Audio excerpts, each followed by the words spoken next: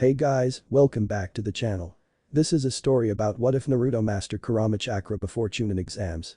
Before I start, please support for more amazing content and do consider subscribing to my channel and share this video with your friends. This is written by mlickko, link in the description and support writer. Let's start the video. Rage. Sorrow. Even more rage. Naruto took a last glance at his left, at the unmoving body of his teammate and rival, Sasuke Uchiha. Oh, how he hated that prick.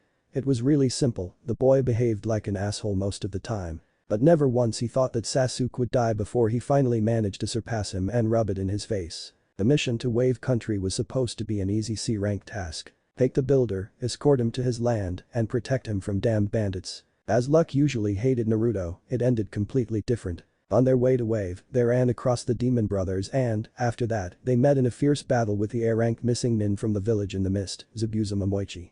As their sensei happened to be the famous copy ninja, Kakashi Haddock, they won, thinking that the demon was dead. However, when Kakashi woke up from chakra exhaustion, as he overused his Sharingan in that fight, they quickly realized that they were tricked and Zabuza was still alive. They were then waiting for the second attack on the bridge builder, which soon came. Naruto, Sasuke and even Sakura trained under Kakashi's tutelage for some basics that should have helped them in the upcoming battle. Only now Naruto knew how much his sensei sucked. Ever since Kakashi took over Team 7, it was probably only the second time that he trained the young genin. It was now evident. Kakashi picked Zabuza, leaving his accomplice to the genin. That was a fatal mistake. Haku, Zabuza's partner, was on a much higher level than they could handle. After creating his demonic mirroring ice crystals, Haku quickly showed them just how much stronger the young shinobi was. It happened so fast that Naruto was still in shock.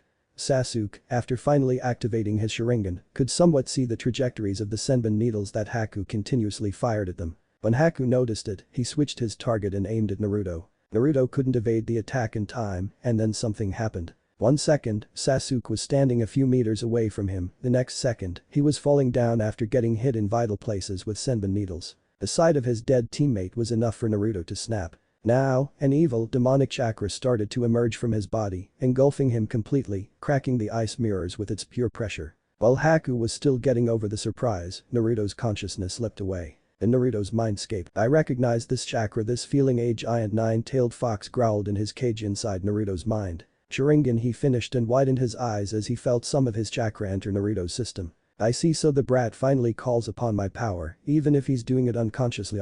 That's a good fee. His eyes snapped open as he suddenly felt something in Naruto's body, which forced him to cringe in disgust. So, that's why the kid is still like this, why he has so many problems disgusting humans. Even I wouldn't go that far. Growling again, he tried to push more of his chakra into Naruto, but the seal on his cage prevented him. Meanwhile, Naruto woke up to the floating feeling he had in his body. He blinked and tried to observe his surroundings. Where am I? It stinks in here. He grimaced and, tilting on one side, he managed to stand up in the water that was reaching almost to his waist. A sewer? He wondered as he finally recognized his location. Looking to his right, he noticed weird tubes running along the walls. Liking their colors, he decided to follow them. Walking slowly, eventually he emerged in a huge open area with a cage door at its end. What's a cage doing here?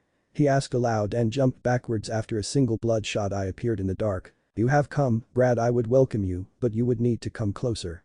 Kyuubi said maliciously and licked his teeth. Naruto gulped in fear at the huge silhouette that could be seen behind the bars. Who are you? Where am I?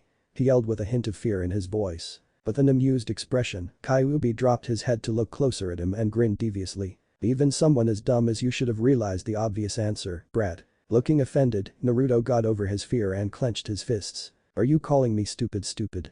He yelled, making Kyuubi sweat drop. I'm officially embarrassed that he's my host. If that won't help, I swear I'll try to kill myself. You can say that, but it's not your fault that you're what you are, and so that you won't ask more pointless questions, I am the great nine-tailed demon, Kyuubi. Naruto recoiled and his eyes bulged out. Yeah? What are you doing here, stupid fox? With his mouth twitching, Kyuubi hit the floor with his paw. Silence, you disrespectful human. Don't forget with whom you're talking. Normally, I wouldn't even bother communicating with you at all, so be thankful. He roared and made Naruto swallow heavily.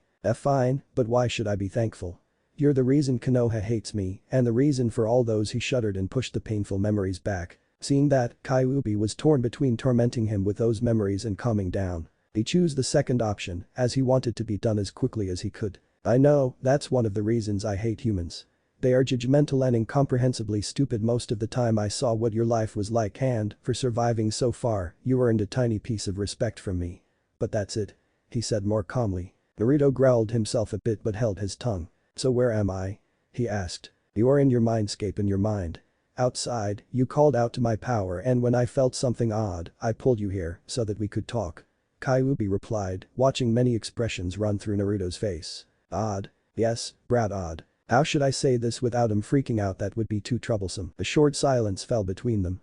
Naruto was waiting for the Kyuubi to say something, and the fox was trying to think of how to say what he wanted to say. Settling on his approach, Kyuubi tilted his head. Brat, did you ever notice that you are a little bit different from your peers? He asked carefully. Naruto only scratched his head and tilted his head too. No. I am. Oh, old man Rakuto, give me strength, Kyuubi whined in his mind. Yes, you are. If you looked closer, you'd notice it.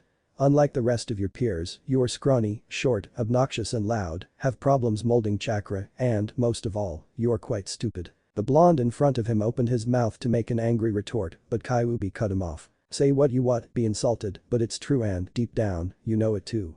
I know your true feelings that you don't want to show to anybody, and that even your shouting about becoming a Hokage is just to give yourself some courage. I know everything about the days you spend alone in the apartment, depressed over not getting enough attention.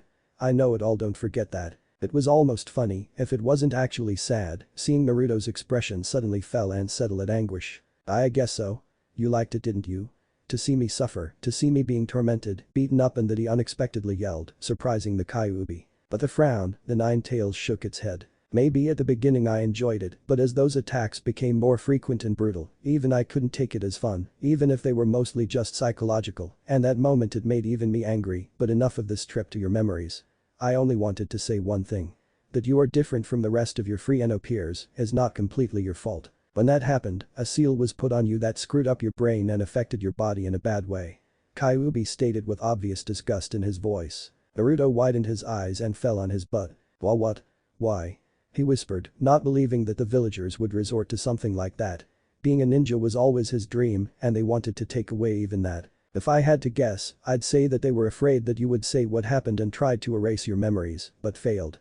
Instead they created a part idiot who had little chance of becoming a shinobi of Konoha. The giant fox replied, wrinkling his nose. But Hokage Jiji would notice. Naruto gritted his teeth. From what I recall, and it's not much, since that seal kind of knocked me out in that moment, they covered their tracks, using the help of the hospital staff, so that even the Hokage probably couldn't notice it. Why are you telling me this? I can't get rid of that seal myself, and I don't want to tell Hokage Jiji about this. Naruto asked after a moment of silence. Because I can get rid of it. Kyuubi said, shocking the genin. Why would you that? No wait, why should I even trust you? You're trying to get out of this seal, aren't you? Naruto exclaimed, surprising the fox. Tsuo, he has some moments of clarity even now. Yes, I want to get out of the seal, but I'm also immortal so I can wait for my release, and right now, I'm interested in what you could do with yourself without having restraints. Additionally, I felt your teammate activating his Sharingan, and let me tell you one thing. I hate humans, but if there's something I hate even more, it's the cursed Sharingan of the Uchihas. Don't ask me why, but it's like that, and I decided to help you, so that you could show him that being an Uchiha doesn't mean he's the best, to put it bluntly. I want to see you kick his ass so hard, he won't be able to sit for a week. Kyuubi stated with a dangerous glint in his eyes, making Naruto back away a little. Well, I'd be happier if every Uchiha ended up as dead meat, but for now, this will be enough. How should I know that you're not tricking me? Naruto questioned the Kyuubi. The great demon sighed. You're still asking about that? I already told you, but if you're still suspicious, the only thing that needs to be done for me to be able to help you is to loosen this seal that keeps me here. But only a tiny bit. I need to push a bit more chakra into your system to be able to flush that blasted thing from you. I'm not asking for more. Even you should know that until you completely rip the seal away, I can't get out. He explained and almost laughed when Naruto tried to think of another argument. When nothing came up to his mind, Naruto slowly nodded. Fine. I'll do it. Carefully walking to the cage, Naruto jumped to the seal and lifted the right corner of it. Jumping back down, he widened his eyes as he felt more of Kyuubi's chakra entering his system. So much chakra from loosening the seal, only this much? That fox must really be crazy strong.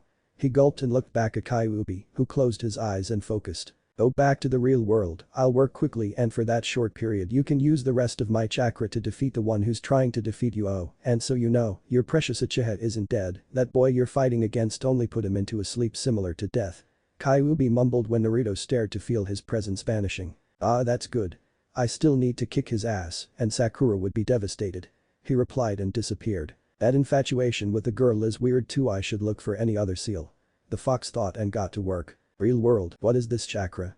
It's so evil and it's even changing its form, but that's impossible. Haku thought as he watched the red chakra swirling around Naruto. He looked closer at the genin and widened his eyes. The cuts on his hands, they are healing.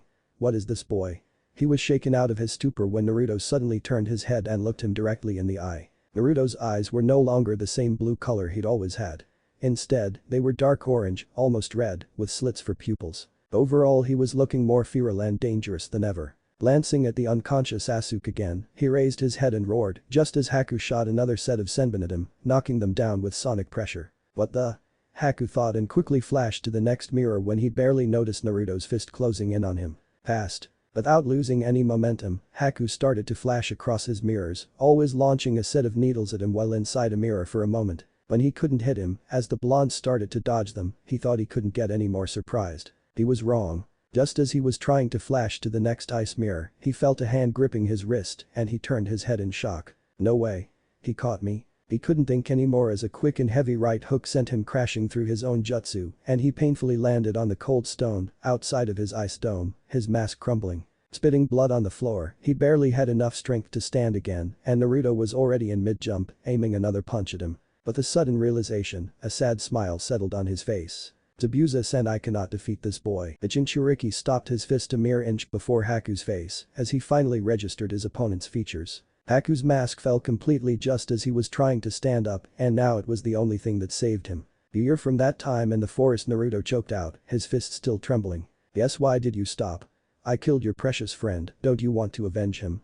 Haku asked dully. Slowly retracting his hand, Naruto shook his head. Sasuke is not dead. Don't lie to yourself, he's dead and he was interrupted when Naruto lightly punched him, enough to send him to the ground again. You don't lie to me, you did to Sasuke the same thing you did to Zabuza when we first fought him. You just put him to sleep. Naruto said and glanced at the wide-eyed Haku. So you noticed, but it doesn't matter, I failed Zabuza-san, you defeated me, taking away my only reason to live as Zabuza-san has no need for a weak weapon. Haku smiled at him and stood up again. Naruto gritted his teeth. Why are you doing this for a guy who sees you as disposable trash? I don't understand it. Is he so important to you? He yelled at Haku, who only looked down. I had other precious and important people once, my parents. So Naruto was cut off when Haku continued. Until my father killed my mother and tried to kill me. He finished, freezing Naruto with his words. Well, what? Blinking, Haku looked at his hands and grimaced. I was born in a snowy village in the Mist Country, where, after countless civil wars, those with advanced blood abilities with bloodline limits became hated. You mean your ice?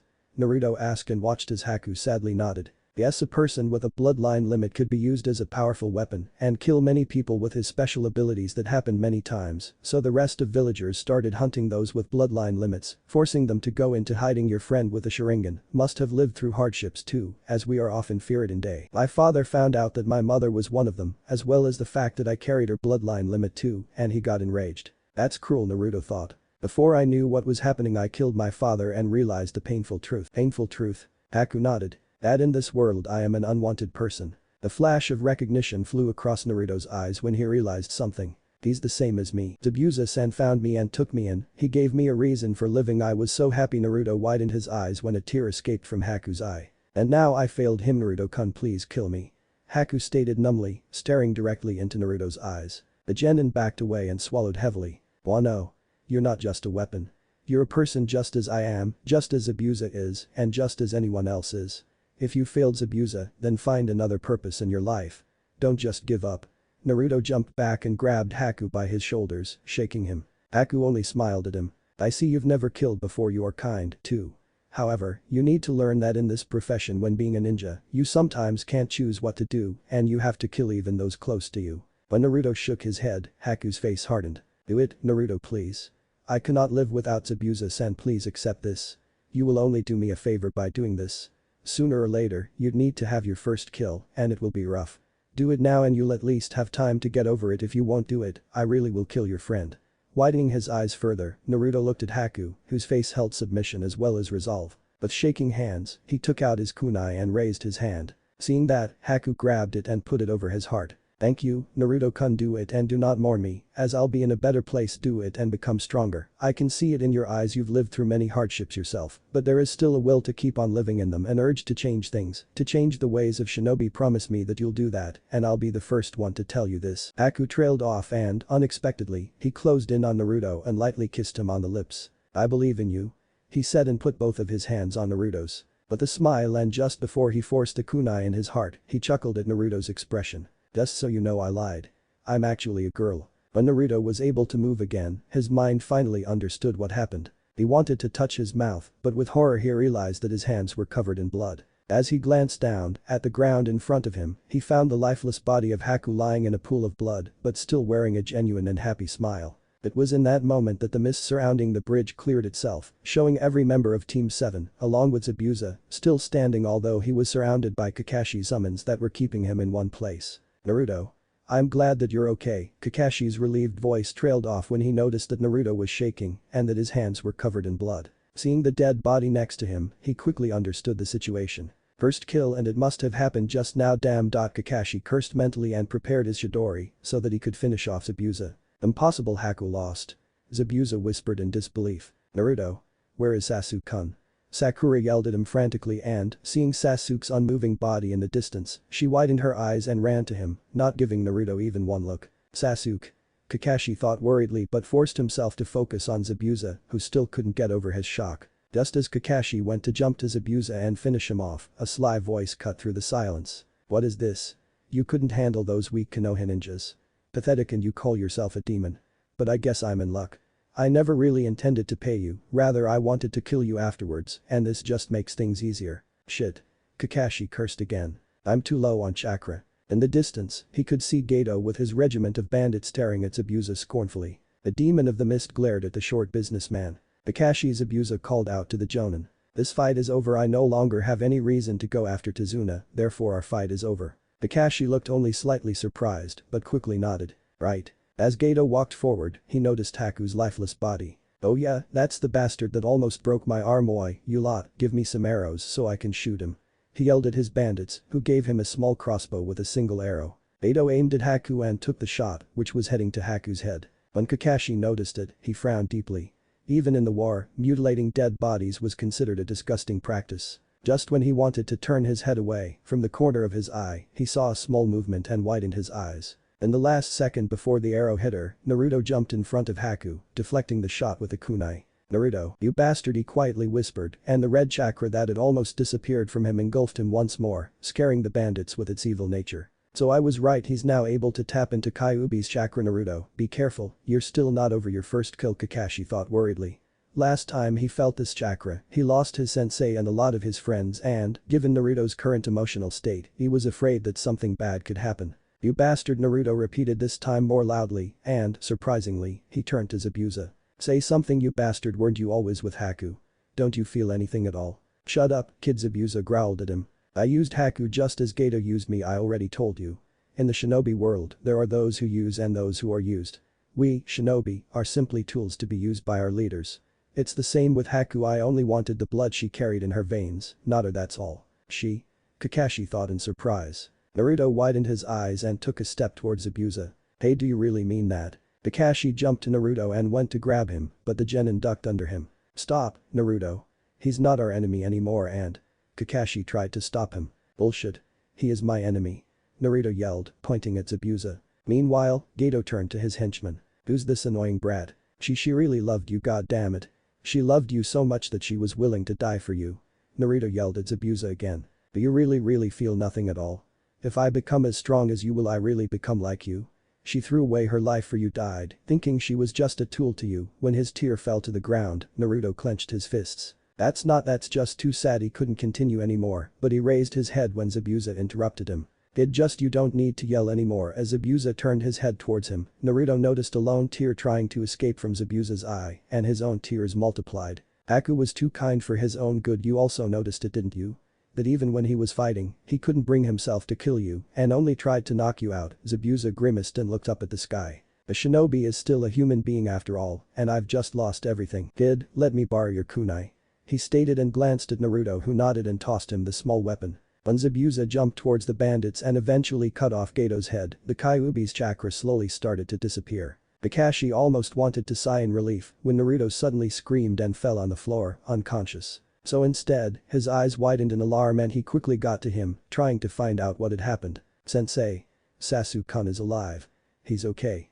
He heard Sakura shouting at him from a distance. Nodding to himself, glad that his student survived, he found nothing out of the ordinary with the blonde. He would almost look asleep if he wasn't wearing that painful expression. After the citizens of the village, led by Inari, Tazuna's son, came and with Kakashi's help scared off the rest of the bandits, Kakashi moved Zabuza so that he could look one last time at Haku's smiling face before finally succumbing to his injuries. "It's over," Kakashi mumbled tiredly and let himself and his students be carried to Tazuna's house. The next time Naruto woke up was in the middle of the night. "Damn, my head hurts and I feel weird," he thought and waited till his eyes got used to the darkness. When they did, he realized that he was back in Tazuna's house, but he had no idea how many days had passed since the battle of the bridge. Naruto grimaced when he remembered what had happened in that fight. Memories of Haku, her smile, goodbye kiss, and his kunai in her heart flooded Naruto's mind and he had to fight the urge to vomit. "I hope that your words were true, Haku, and that you are indeed in a better place. You would be happy to know that, after everything, Zabuza loved you too and you weren't just a simple tool to him."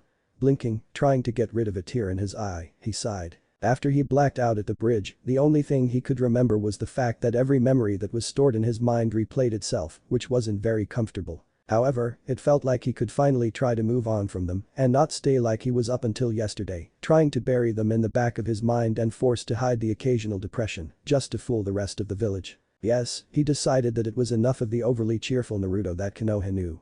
It was time for a more collected Uzumaki, a shinobi that will train himself continuously until he'll show everyone just how wrong they were when they tried to kick him out from Konoha. Wait a minute, I can think more clearly and I'm even using words that I thought to be too difficult to use in actual speech. Whoa, speech never used that word before. Naruto widened his eyes a little. So I guess the fox didn't lie and he really got rid of those seals. The discovery that those seals really existed, however, saddened and deeply hurt Naruto. He'd never really liked the villagers of Konoha, along with its shinobi, save for a few exceptions. But this new knowledge was taking away even that small amount of love he held towards Konoha way. "I shouldn't think like that. Well, I suppose I should visit the fox and thank him." Naruto had never before tried to get inside his mindscape of his own volition, but now that he knew it was possible, he concentrated and after a few minutes, he felt his consciousness slipping. Naruto's mindscape. "Boy, Kyuubi, where are you?" he yelled as soon as he appeared in the familiar sewers. "You are loud, brat." Kyuubi growled tiredly from behind the bars, opening one of his eyes. When he noticed that Naruto had an odd expression on his face, he came a little bit closer. "What is it, Brad? If you hadn't noticed, I was sleeping. Getting rid of that seal without screwing you up was more difficult than I'd thought it would be. But it seems my efforts are bearing fruit. You already look less stupid than you did before."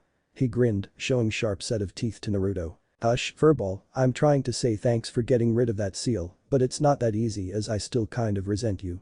Naruto frowned and raised his head to stare into Kyuubi's eye. "I don't need your thanks, impudent child. Just do what I told you and get strong enough so that you won't embarrass me as my host." The Nine Tails replied with a twitching eye. He didn't appreciate the nickname furball. "Yeah, I was already thinking about it. Haku said that she believed I could change things, that I could go far, and I don't intend to disappoint her. As soon as we're back in the village, I'll train harder than ever." Naruto exclaimed, resolve burning in his eyes. "If I knew that all it would take for you to try and get stronger was a simple kiss, I'd call a stranger."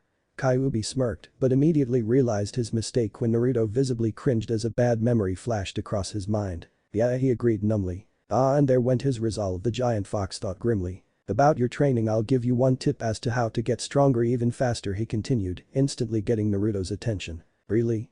What is it?" Shaking his head at the quick turn of his emotions, Kyuubi sighed. "You should have realized it by now and maybe it would be better if you thought about it yourself, but we've been talking too much lately and I don't want to see you so soon, so I'll tell you. Your shadow clones." Naruto just raised his eyebrow, ignoring the insult. "What about them? Don't you think it's interesting that the multiple shadow clone jutsu is a forbidden technique? Would it be that just for the fact that it uses great amounts of chakra? No. I realized it as soon as you started to use it. Every experience that each clone accumulates is transmitted back to the original user as soon as the clone is dispelled. Think about your chakra reserves and that you can create almost 1,000 of them." Kyuubi stated and waited for the wheels in Naruto's head to spin. It took him only a few seconds, but when he figured it out, he widened his eyes and pointed at the fox. No freaking way, that's such an overpowered jutsu. If I use my clones to train I could be on chunin level soon. Kyuubi grinned deviously at him. Indeed. Do yourself a favor and train especially hard. Just one more bit of advice, don't release your clones all at the same time, you could faint from an information overload. Right now you are weak, a lot weaker than the Uchiha brat at least without using my chakra, so train your body, train your mind, train your chakra control and widen your jutsu repertoire. Those are the main parts that you should concentrate on. The rest is on you now, go away, I want to sleep. With that farewell gift, Kyuubi crawled further into the cage and lied down. You'll see, Haku. I'll do it, I'll change the shinobi ways. Naruto thought with clenched fists and his resolve ignited itself again. When Naruto disappeared from his own mindscape, Kyuubi finally closed his eyes, satisfied with himself. Now show me what you can do, show me that you're not a weakling and earn my respect. If you do well enough I may even have a surprise for you, Naruto Uzumaki Namikaze. Real world. When Naruto awoke for the second time, light was already piercing through the windows, brightening the room. I see that you are finally with us, Naruto. I'm glad. Kakashi's voice cut through the silence just as Naruto was about to stand up. Turning around to face him, Naruto glanced at the rest of the room. Finding it empty, he motioned his sensei to sit next to him. What is it, Naruto? Want to talk about your first kill? It's always a bad experience, but he trailed off when Naruto shook his head. No, Kakashi-sensei, I think I'll be okay. Haku was right, I needed this sooner or later and it was better to do it when things weren't as dangerous as they could be. Kakashi only smiled at him from behind his mask. It's almost like he matured during the night. No, what I wanted to talk about was the fight itself, Kakashi-sensei. I apologize if I'm being rude, but up until now, I never thought that you sucked. Naruto stated, staring calmly at his teacher. Kakashi was taken aback. I suck? He repeated after the blonde. Yes, sensei. We only barely made it through this mission. I know that it was supposed to be only C rank originally, and now that it has reached A rank, we, genin, never should have taken it. Nevertheless, you never seriously trained us before, with the exception of one training session after you became our sensei and the tree climbing exercise, and it almost cost us our lives. Naruto told him grimly and watched as Kakashi frowned. But what's done is done. I'm not here to yell at you or anything like that. I want to ask you if you could point me to what I could train in and I'll train by myself. Sakura is still over the moon about Sasuke, so I don't want to train with her, and Sasuke I want to surprise him by becoming stronger than him. Kakashi only raised one visible eyebrow at the missing suffix for Sakura and sighed. Naruto, you are partly right. I never trained you, but it's because I honestly thought that you would try to train by yourselves. I'm your sensei, but it doesn't mean I'm overlooking everything. You three are now shinobi of Konoha, and getting stronger should be your own responsibility, but I should have said something that's true. And I know that you and Sasuke are rivals, but getting stronger than Sasuke will be hard. He is quite far ahead of you. He replied, rubbing his chin. Naruto only grinned cunningly at him. Don't worry about that. I have something that he doesn't have. I just need some pointers. Kakashi squinted his eye curiously. Does he mean Kyuubi? Nah, he's too young to try and consciously use its chakra, doesn't matter, the important thing is that he wants to train. Alright. I can assess your strong and weak points, but for now, let's go eat. You've been out of it for 2 days so you should be quite hungry. I'm actually surprised you aren't jumping about out of hunger. After you're done with your meal, meet me in the forest where we did the climbing exercise. A small smile crept onto Naruto's face and he nodded enthusiastically, sprinting down the stairs to eat breakfast. Later, in the forest. Naruto, I'll be blunt, so try not to get offended. Kakashi started as he stared seriously at his student. Naruto grimaced but nodded. I'll start with your weaknesses. Your Jinjutsu is non-existent at the moment and along with your poor chakra control, you are susceptible to illusions that could easily knock you out of the game. So what you should do first is to improve your chakra control and at least learn how to quickly recognize and dispel Jinjutsu. Next is your Taijutsu. It's a tad better than Jinjutsu, but still, a high-level genin could take you down.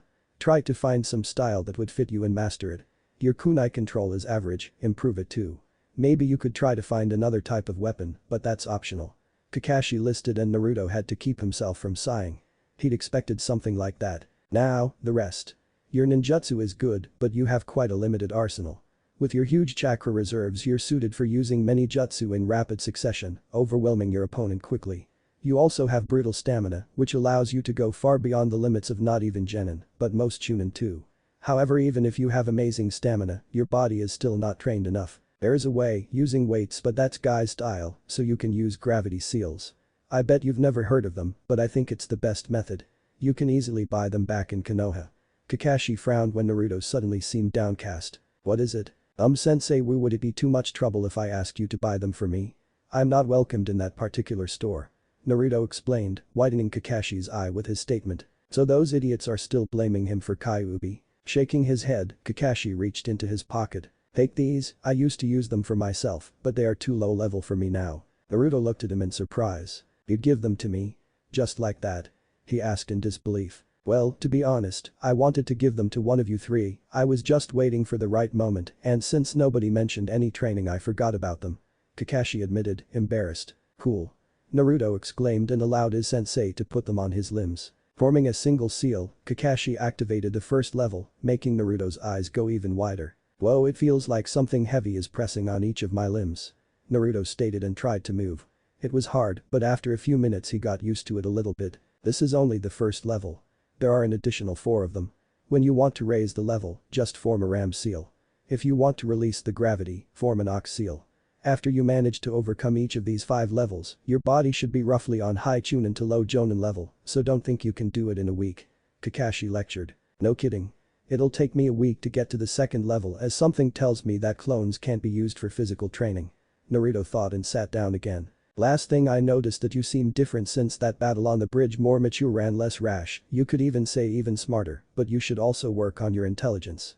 How to overcome difficult situations that could occur on missions or how to create tactics against your enemies. Kakashi continued seriously and to his surprise Naruto nodded, blatantly ignoring the jab at his previous behavior. Yeah, that's actually one of my priorities, but I have one question about ninjutsu. I know that there are many types of jutsu, but it seems that most shinobi can use only jutsu of 1 or 2 types. Why? Kakashi was surprised further. I never expected that you'd be the first one to ask about elemental affinities, but it seems you're still unpredictable. So listen, as you probably know, there are 5 basic elements. Earth, water, fire, wind and lightning. Every next element is weaker than the previous. It means that earth is weak against lightning, but strong against water. Water is weak against earth, but strong against fire and so on. Every shinobi has an affinity to at least one element, allowing him easier use of that element. He explained and almost smiled when Naruto immediately raised his hand for another question. Does that mean that if I have, for example, an affinity to wind, I can use only wind jutsu? No. It only means that you can learn how to use them more easily. Training and hard work can allow you to use more elements, creating an artificial affinity, but some elements are out of your reach and you can only use them with limited strength or not at all. Most jonin can use 2, some even 3 elements efficiently. Naruto nodded, trying to remember everything. So how do I know what my affinities are? He asked in an excited voice. Kakashi trailed off dramatically and quickly pulled out a piece of paper. This? And what's that? Naruto sweat dropped at him. Sad when he got no reaction from Naruto, Kakashi handed him the piece. This is special chakra paper that reacts to the chakra you put into it.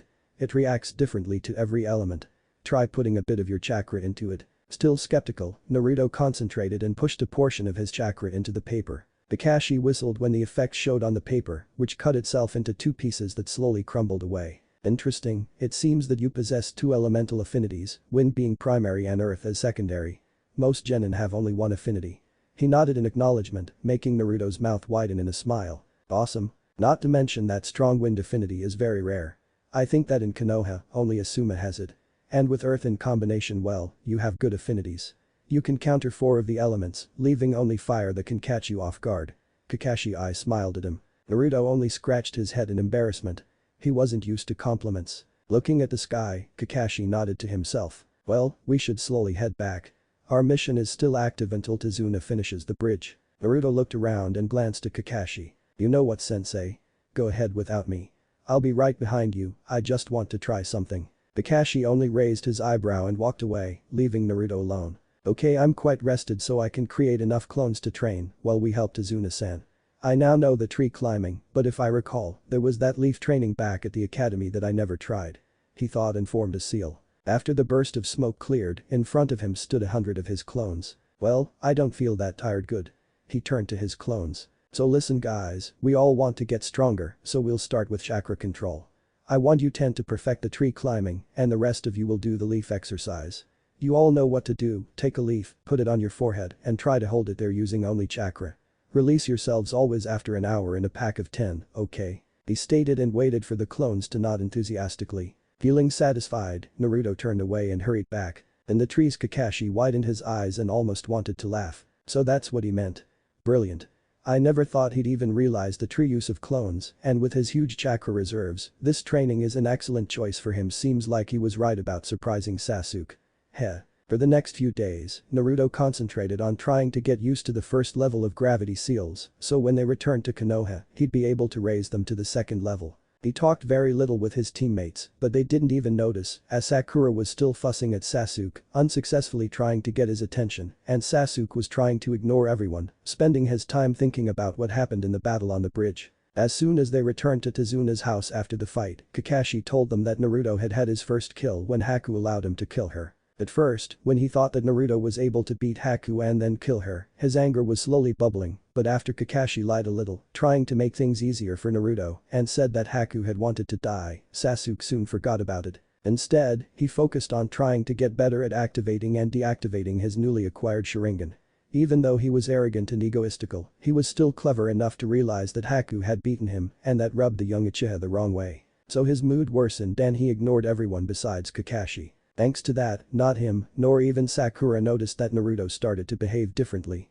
He wasn't so loud anymore, and he didn't have any stupid jokes at hand, and he hadn't even tried to get Sakura's attention. That was another thing. Ever since Kyuubi got rid of the seals, allowing Naruto to use his full brain capacity and actually be smart for the first time in his life, the blonde was slowly realizing that what has been one-sided crush for so long was now disappearing at a fast rate, allowing him to see the girl in the real light, probably for the first time in his life. He interpreted the discovery in a way that made him see that what he felt most likely wasn't love in a true sense.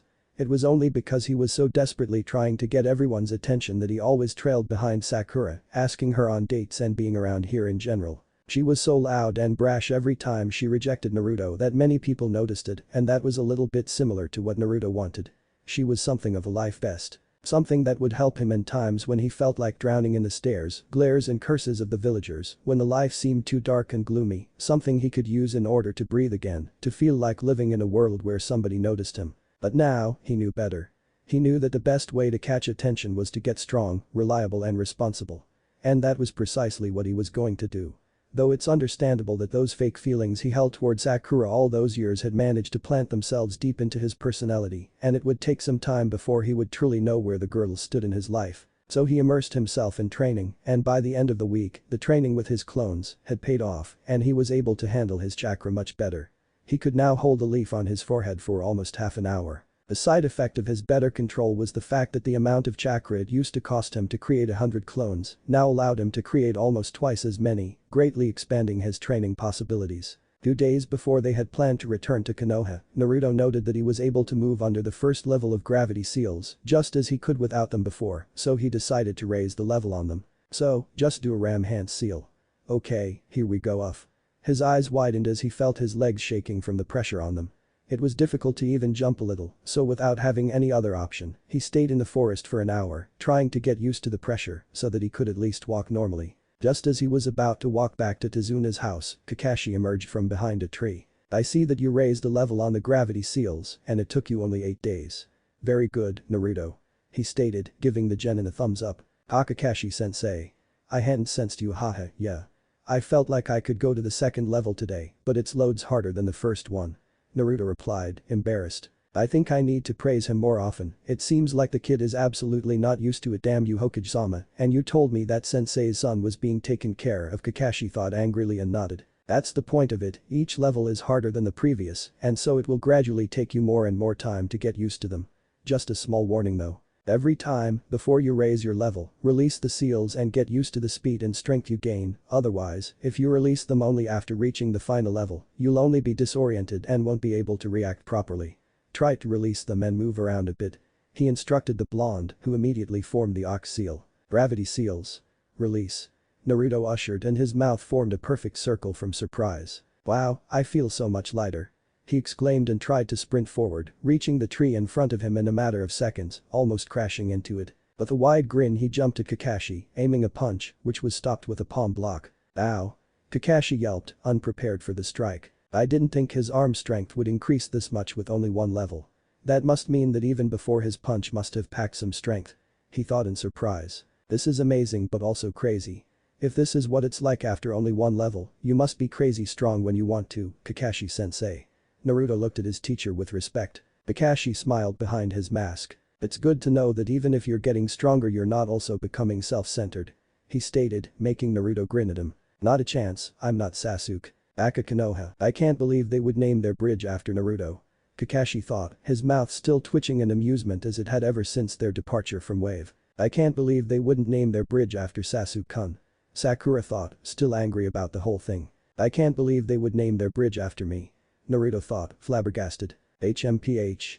Was all that Sasuke thought on the matter as the four of them stood in front of the Hokage after reporting the details of the mission. Even though Naruto was still surprised that the villagers had named their bridge the Great Naruto Bridge, he couldn't have protested. Days before their departure, when Naruto was just walking around aimlessly, he'd accidentally wandered across Gato's past hideout where he found a noteworthy amount of money, quickly alerting Tazuna and the villagers. He refused when they tried to give him some of it and instead, he let them have all of it, saying, "Your country needs it more than I do."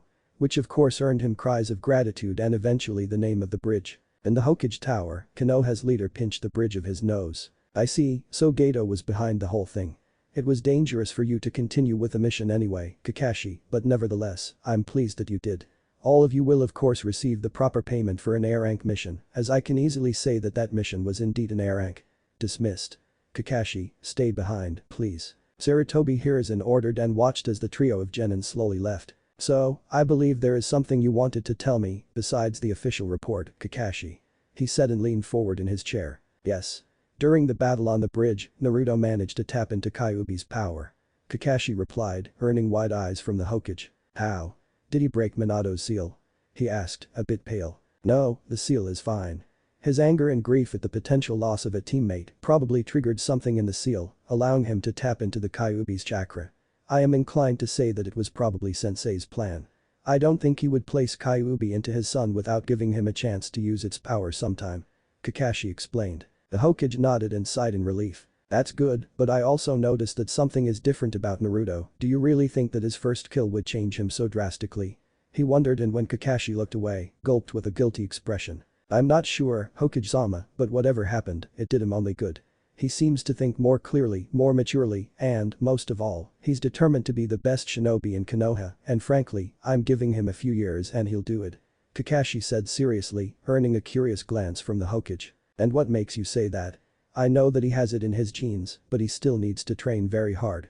He seems to be a little behind the rest of the genin. Kakashi shook his head sadly. That's only because he never had anyone who would train him. Seeing the doubtful expression on the Hokage's face, he continued. I suspect that the instructors in the academy ignored him and never taught him anything, which is the second thing I want to talk about, but later. So, as I said, he was probably ignored and nobody explained to him how things work. Yet despite that, and despite his huge chakra reserves, which made his chakra control go haywire, he managed to succeed at tree climbing in the same amount of time Sasuke did, and don't forget, Sasuke already had better chakra control, smaller reserves, and is considered to be a prodigy. The Hokage only smiled and lit up his pipe. That's good to hear, but he still has a long way to go. Kakashi grinned at him suddenly, making the Hokage wary. I bet you that he'll be able to win in the next chunin exams if they'll really be postponed 3 months. With wide eyes, the Hokage almost dropped his pipe. How? He's realized the potential of his shadow clones. Ah.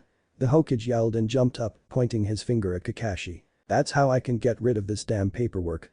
He announced, making Kakashi sweat drop. Not to be rude, but I thought you'd think of that sooner, sir. Hokage scratched his chin and grimaced. Ah well, but I can't use it lightly with my old age, so Naruto will train using shadow clones, eh? I see. Considering his large chakra reserves, yes, I agree. By the time the chunin exams come, he'll be a lot stronger. But don't you think you should have told him about the mental stress of overusing them? He asked worriedly. Kakashi only waved his hand. Nah, he'll be good. The kid's sturdy as hell, he'll be okay. Besides, I showed him what he should concentrate on. By the way, he has 2 elemental affinities. That got the Hokage's attention and he put his hat down, scratching his head. Really? 2.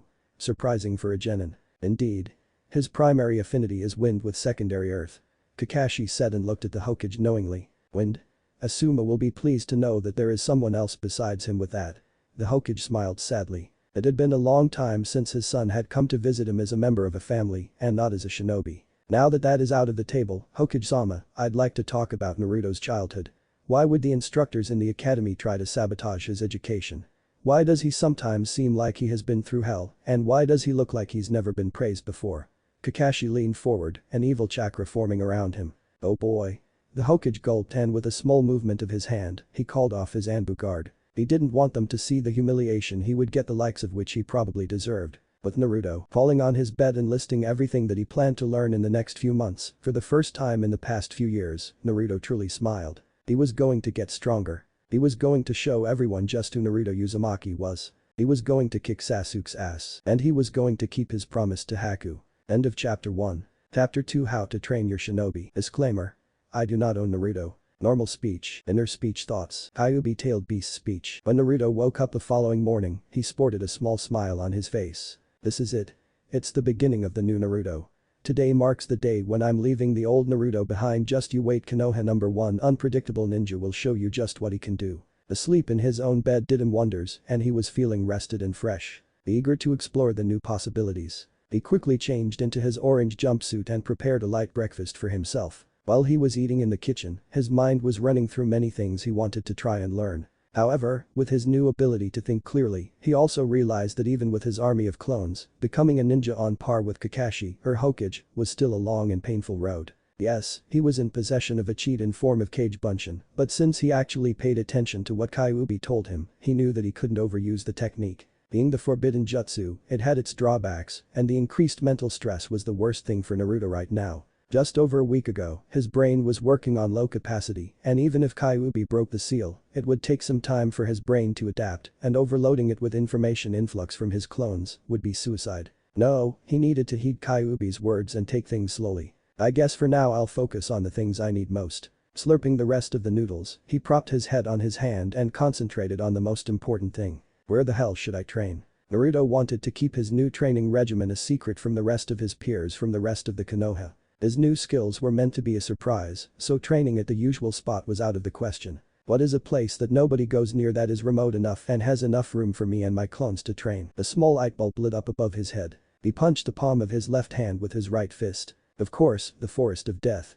His grin slowly faded when he realized what he said. Shrugging, he finished his meal and cleaned the table. Well, I can't be scared if I want to become a real shinobi. With that thought, he emerged from his small apartment, heading towards the abandoned forest. Outskirts of the Forest of Death. As he was nearing his destination, Naruto thought of one thing. The Forest of Death could very well serve as a dangerous form of survival training, aside from practicing jutsu, as there was probably only a handful of people that would willingly go into the forest. But maybe later. Right now, it would be a stupid thing to do. I'm still barely a genin level ninja, even if I have Kyuubi in my belly. It'd be pointlessly dangerous. Also, my clones would get dispelled too quickly, they don't possess high durability. After a few more minutes, wandering through the outer part of the place, he found a small clearing just before the fence that was surrounding the Forest of Death, preventing civilians from entering it by accident. Inspecting the place, he repeatedly nodded to himself, smiling lightly. Yep, this'll do. Just as he went to create his clones to start training, he heard a familiar quiet noise and, with wide eyes, he rolled to the ground, barely dodging a kunai that flew by him. Who's there? He yelled after standing back up, holding his own kunai in defense. So much for a remote place. He gulped when he felt a cold steel of a kunai pressed against his neck and a voice from behind him. Well, what do we have here? A brat with deliciously smelling blood. Why are you here, kid? Don't you know why this place got its name, Forest of Death? A young-sounding feminine voice hissed quietly into his ear. Shivering slightly from the feel of breath on his skin, Naruto scoffed, trying to sound brave. Yeah, I know what this place is, I've been here before. An amused smirk came from behind him as the kunai slowly trailed his vein. Oh, do tell, why would a kid end up in here? Naruto clenched his fist, apparently recalling something not pleasant. What's the better place to run to when villagers are trying to kill you? It's just the right place for a demon, right? You can also drop that kunai, I've been threatened too much to be scared by it. He replied snidely and felt the hand with the kunai slowly drop before laughter filled his ear. Wahaha, you almost got me, kid. For a second there, I almost believed you. The blonde sighed in resignation. Too cliché. Nah, you just suck at acting. When you lie, your brow cutely creases. However, you're that kid, so you probably met with some sort of nasty reactions from the idiots in the village. Naruto snorted and turned around to see a young kunoichi staring at him with a small frown. She was most likely a woman in her 20s with purple hair tied into a short, spiky fan ponytail. Naruto had to avoid looking at her torso in embarrassment as she was wearing only a mesh shirt with an overcoat on it, barely covering her developed bust, and an orange miniskirt. Registering what she said, he tilted his head. That kid? So you know about my tenant? He asked before he could stop himself. She mirrored his reaction and snorted loudly while shaking her head. Of course I know. Most of the chunin and even chunin know about it. A slightly shocking revelation forced Naruto to sigh loudly. The FF and it's supposed to be a secret, yeah, right. He mumbled, irritated. So then you probably know my name, Uzumaki Naruto, but who are you? He continued. The woman grinned widely and pointed at herself. Me? I'm Mitarashi Anko, the sexy torture and interrogation kunoichi, the devilish Takubetsu Jonin of Konoha, and one of the best kunoichi of this village. She yelled with a wink. Naruto's sweat dropped at her, forcing her to pout with crossed arms. Okay Mitarashi-san, I don't mean to be rude, but I've already wasted too much time as it is, so you know. Could you leave now? He asked with a twitching eye. She gasped theatrically and resolutely shook her head. What, you don't enjoy my company? I'm hurt, but if you'll call me Mitarashi-san again, you'll be the one that's going to be hurt. Anko stated with a threatening voice, but still grinning. Oh come on, she's so annoying. Naruto whined in his mind. If you want me to call you Mitarashi-sama, then forget it. He grimaced at her. Nah, Anko is enough. Anko-san then. Sighing, she raised one eyebrow and folded her hands under her breasts, unconsciously raising them a bit. So, what are you doing here, kid? This really isn't a place for a genin, and I assume you are a genin with that forehead protector you're wearing. Contemplating about revealing his intentions to train here, Naruto went silent for a moment. However, finding nothing bad about it, he shrugged. Yeah, I'm a genin and I came here because I was looking for a nice remote place to train myself. Before you ask, no, I don't want to train with the rest of my team, as we barely trained at all until now. Anko raised her second eyebrow. You're telling me that your Jonin sensei hasn't taught you anything? He hasn't trained you? Who's your sensei? She asked in disbelief. Well, he taught us tree walking. His name is Hada Kakashi. Naruto retorted and watched in confusion when the kunoichi in front of him started to laugh. She quickly raised her hand and wiped a small tear from the corner of her eye. Oh, sorry about that, but damn, you got some bad luck. Getting Kakashi, no wonder you want to train. Waiting for her laughing fit to end, Naruto kicked the dirt in irritation. Giving me those gravity seals and some advice just saved you from me agreeing with her, Kakashi-sensei. Okay, I get it, kid, you know what? Since I know Kakashi's reputation, I'll give you a bit of free advice if you want. Anko offered him after finally calming down. If what I hear is true, the kid needs a little help. I already see him doubting me thanks to those morons in the village. He must have been ostracized for a long time. Yeah, I know how that feels, kid, she thought grimly, but outwardly, she kept a happy expression. Naruto squinted his eyes. Not counting Hokage, Iruka and Kakashi, nobody had ever given him advice before. Not to mention voluntarily. That's why he was suspicious. Anko let him stare at her, still grinning at him. Well, she is a jonin, maybe she can actually help. What the hell, I have nothing to lose here. Naruto thought about it and, after a moment, he nodded. Anko's smile widened further. Good for you, kid. With that, she started to circle him, analyzing every detail on his attire, nodding to herself. It took Naruto by surprise, as he was baffled by her actions. What are you doing? He asked, confused. Whistling quietly, she nodded once again. I'm observing. If you're willing to train here, with Forest of Death behind your ass, it means that you're at least serious with your training, and that's a good thing. However, if you want to be also taken seriously, you need to change your clothes. Orange is like screaming at your enemies at the top of your lungs, come and kill me. It does have a nice amount of pockets and looks comfortable, but a respectable ninja should wear something different. Anko explained. Naruto pointed at her and asked with a small hint of amusement in his voice. And your clothes are good for a shinobi? With a small chuckle, Anko raised her finger and wagged it at him. For a shinobi? Definitely not. For a kunoichi? Absolutely. Eh? Seeing his confusion, Anko spun around, revealing the lightly transparent mesh shirt and forcing Naruto to look elsewhere. This is the answer. Anko stated. Your clothes are good for a kunoichi because you are showing. Naruto blurted out without thinking and then blushed after realizing what he said. It only widened Anko's grin. Close enough, kid. What did you do when I spun myself? You averted your gaze, which is by the way cute of you, but if you were my enemy and you'd done the same, you'd already be dead. So a diversion? Naruto asked, looking at the ground with pink cheeks. Yes, partly. However, something like this can't affect more skilled shinobi. But these clothes, or even showing my body, it's good for seduction, and that sometimes comes in handy when your mission requires for you to get close to your target. A civilian target. Anko replied honestly. That answer left Naruto with bad taste in his mouth when he realized that in the future, his female peers, like Sakura Ino, who was Sakura's best friend, would maybe need to seduce their targets. Anko noticed his disgusted grimace and waved her hand. Don't think about it, kid. When you'll be older, you'll be able to think about it more clearly, but right now, time for my advice. Get rid of your orange clothes and get the following. She trailed off when an amused smirk played on her lips. Get yourself a standard Konohan in uniform, meaning dark blue or black pants and a mesh shirt with a suit in corresponding colors, flak jacket on top of it, and blue or black sandals. Can you afford it? She continued and, after listing all of the items, she looked expectantly at Naruto, who was deep in thought. Can I afford it? Yeah, just tell the store owners to offer me the same price they offer the rest of the Konoha shinobi, and I'm good. They are as mean as the instructors in academy. If only I could send someone else to do the Shipingwood Academy, someone else. A foxy grin appeared on his face. That's it. I can use henge for any kind of shopping. Now that my chakra control is better, I'm confident I can hold it until I'm done with the shopping here. He looked up at Anko, who was still watching him and frowned. Not to be a smarty pants, but aren't such colors as bad as my orange jumpsuit? I mean, I will still be visible in a forest or in a similar environment. Anko shrugged. Maybe, but other shinobi will respect you more if you wear clothes like the others and not this excuse for clothes. No offense. None taken. Waiting for him to nod, she tilted her head until he grinned. You're probably right. I think I'll manage. Thanks, Anko-san. Yeah, no biggie. She exclaimed, rubbing her head in embarrassment. Being the former student of Orochimaru, one of the 3 legendary Sannin that betrayed his village, Anko wasn't used to being thanked, just as Naruto wasn't used to getting free advice. Winking at the genin, she flared her chakra and disappeared in a shunshin. Naruto blinked at the sudden smoke in front of him and whistled quietly. Damn, I need to learn that too. After walking to the center of the clearing, he molded the needed chakra for his signature jutsu. Multi-shadow clone jutsu. He said and, with a popping sound, 100 Naruto clones appeared, filling his new training area. Naruto turned to his clones that were calmly awaiting his orders and called out to them. Okay guys, here's how it's going to go.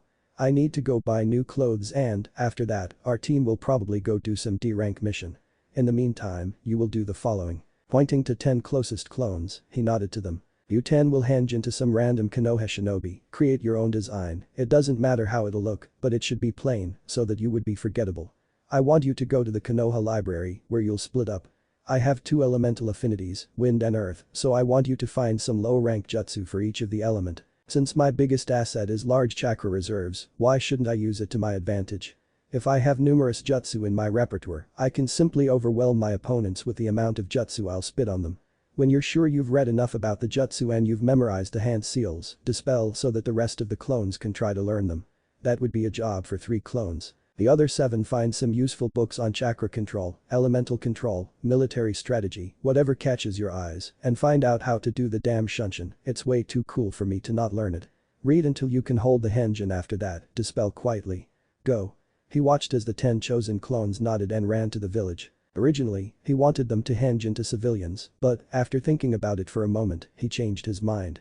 Shinobi had more privileges in this village than any civilian, and they would be allowed into more sections of the library. Not to mention that the librarian that worked there never bothered Konoha shinobi, and as soon as he saw the forehead protector, he let them pass without asking unnecessary questions. It meant that Konoha's library had a poor security, which could end badly, but right now, it played in Naruto's cards perfectly. Glancing at the rest of his army of clones, he rubbed his chin. The rest of you until you have the memories of those 3 clones, practice kunai throwing as our aim is only slightly above average, so no marooning to jutsu, ninjutsu, jinjutsu, intelligence, strength, speed, stamina and the speed of forming the hand seals. All of it must get refined. Without the Kyuubi's chakra, we are only a genin and a weak one at that. I'm no fool and I'm sure that Sasu could beat our ass. That will change. He trailed off and cracked his neck joints. He pointed at the large group of clones. 39, 40. Okay, you 40 will focus on the jutsu from the clones, which would take care of the ninjutsu part. Naruto stated and motioned them to separate from the others. 30 of you will spar into jutsu until I can find some particular style of fighting. I know that I can't use clones for physical training, but reaction time is more of mind strength than the physical one. He watched as another group separated itself, and he adopted a thinking pose. And that leaves 20 clones. I don't think I will be able to learn some high-level jinjutsu like ever, at least not with my chakra reserves, but the better chakra control, the better chance I may be able to do some low-level ones, or be able to dispel them. That's why, 10 of you will concentrate on chakra control to try and improve it. What about us? A clone from the last group, consisting of 10 clones, asked loudly. Chewing on his lip, Naruto squinted his eyes. I can work on intelligence mostly only by reading stuff in the library or by getting experiences in the field on missions. Strength, speed and stamina, those three will get better with me wearing this gravity seals while I'm doing virtually any movements, and only I, the original, can improve them. The only thing that is left is the speed of forming the hand seals and maybe throwing kunai. Well, 5 of you go over any hand seal to try and speed up their forming, and the other 5 practice throwing kunai until you run out of the chakra. The group of clones nodded and 5 of them immediately sat down, closed their eyes and were slowly going over the hand seals. Just before he exited the area, Naruto stopped in his tracks and quickly turned around. Oh yeah, and don't forget one thing. When some of you run out of chakra, always dispel only in groups of 10, never more. I don't need a splitting headache. And with that, he was on his way to the village. Konoha. Emerging from a small clothes shop was a short kid with short brown hair and a grin that went from his left ear to the one on his right. In his hands were 2 bags full of new clothes. Jacket, suit, flak jacket, pants, sandals, shirts, mesh shirt and more were safely tucked in. As he got to the corner of the shop, spotting a dark alley, the boy looked around and, seeing nobody suspicious, he quickly jumped in. When he was sure he was completely hidden, the boy was suddenly surrounded in a small cloud of smoke that after a moment revealed a chuckling Naruto in his orange jumpsuit. Oh yeah, mission. Clothes shopping with fair prices successful. He carefully dropped the bags and took out the clothes Anko told him to buy. With a wide smile, nodding appreciatively, he changed into them.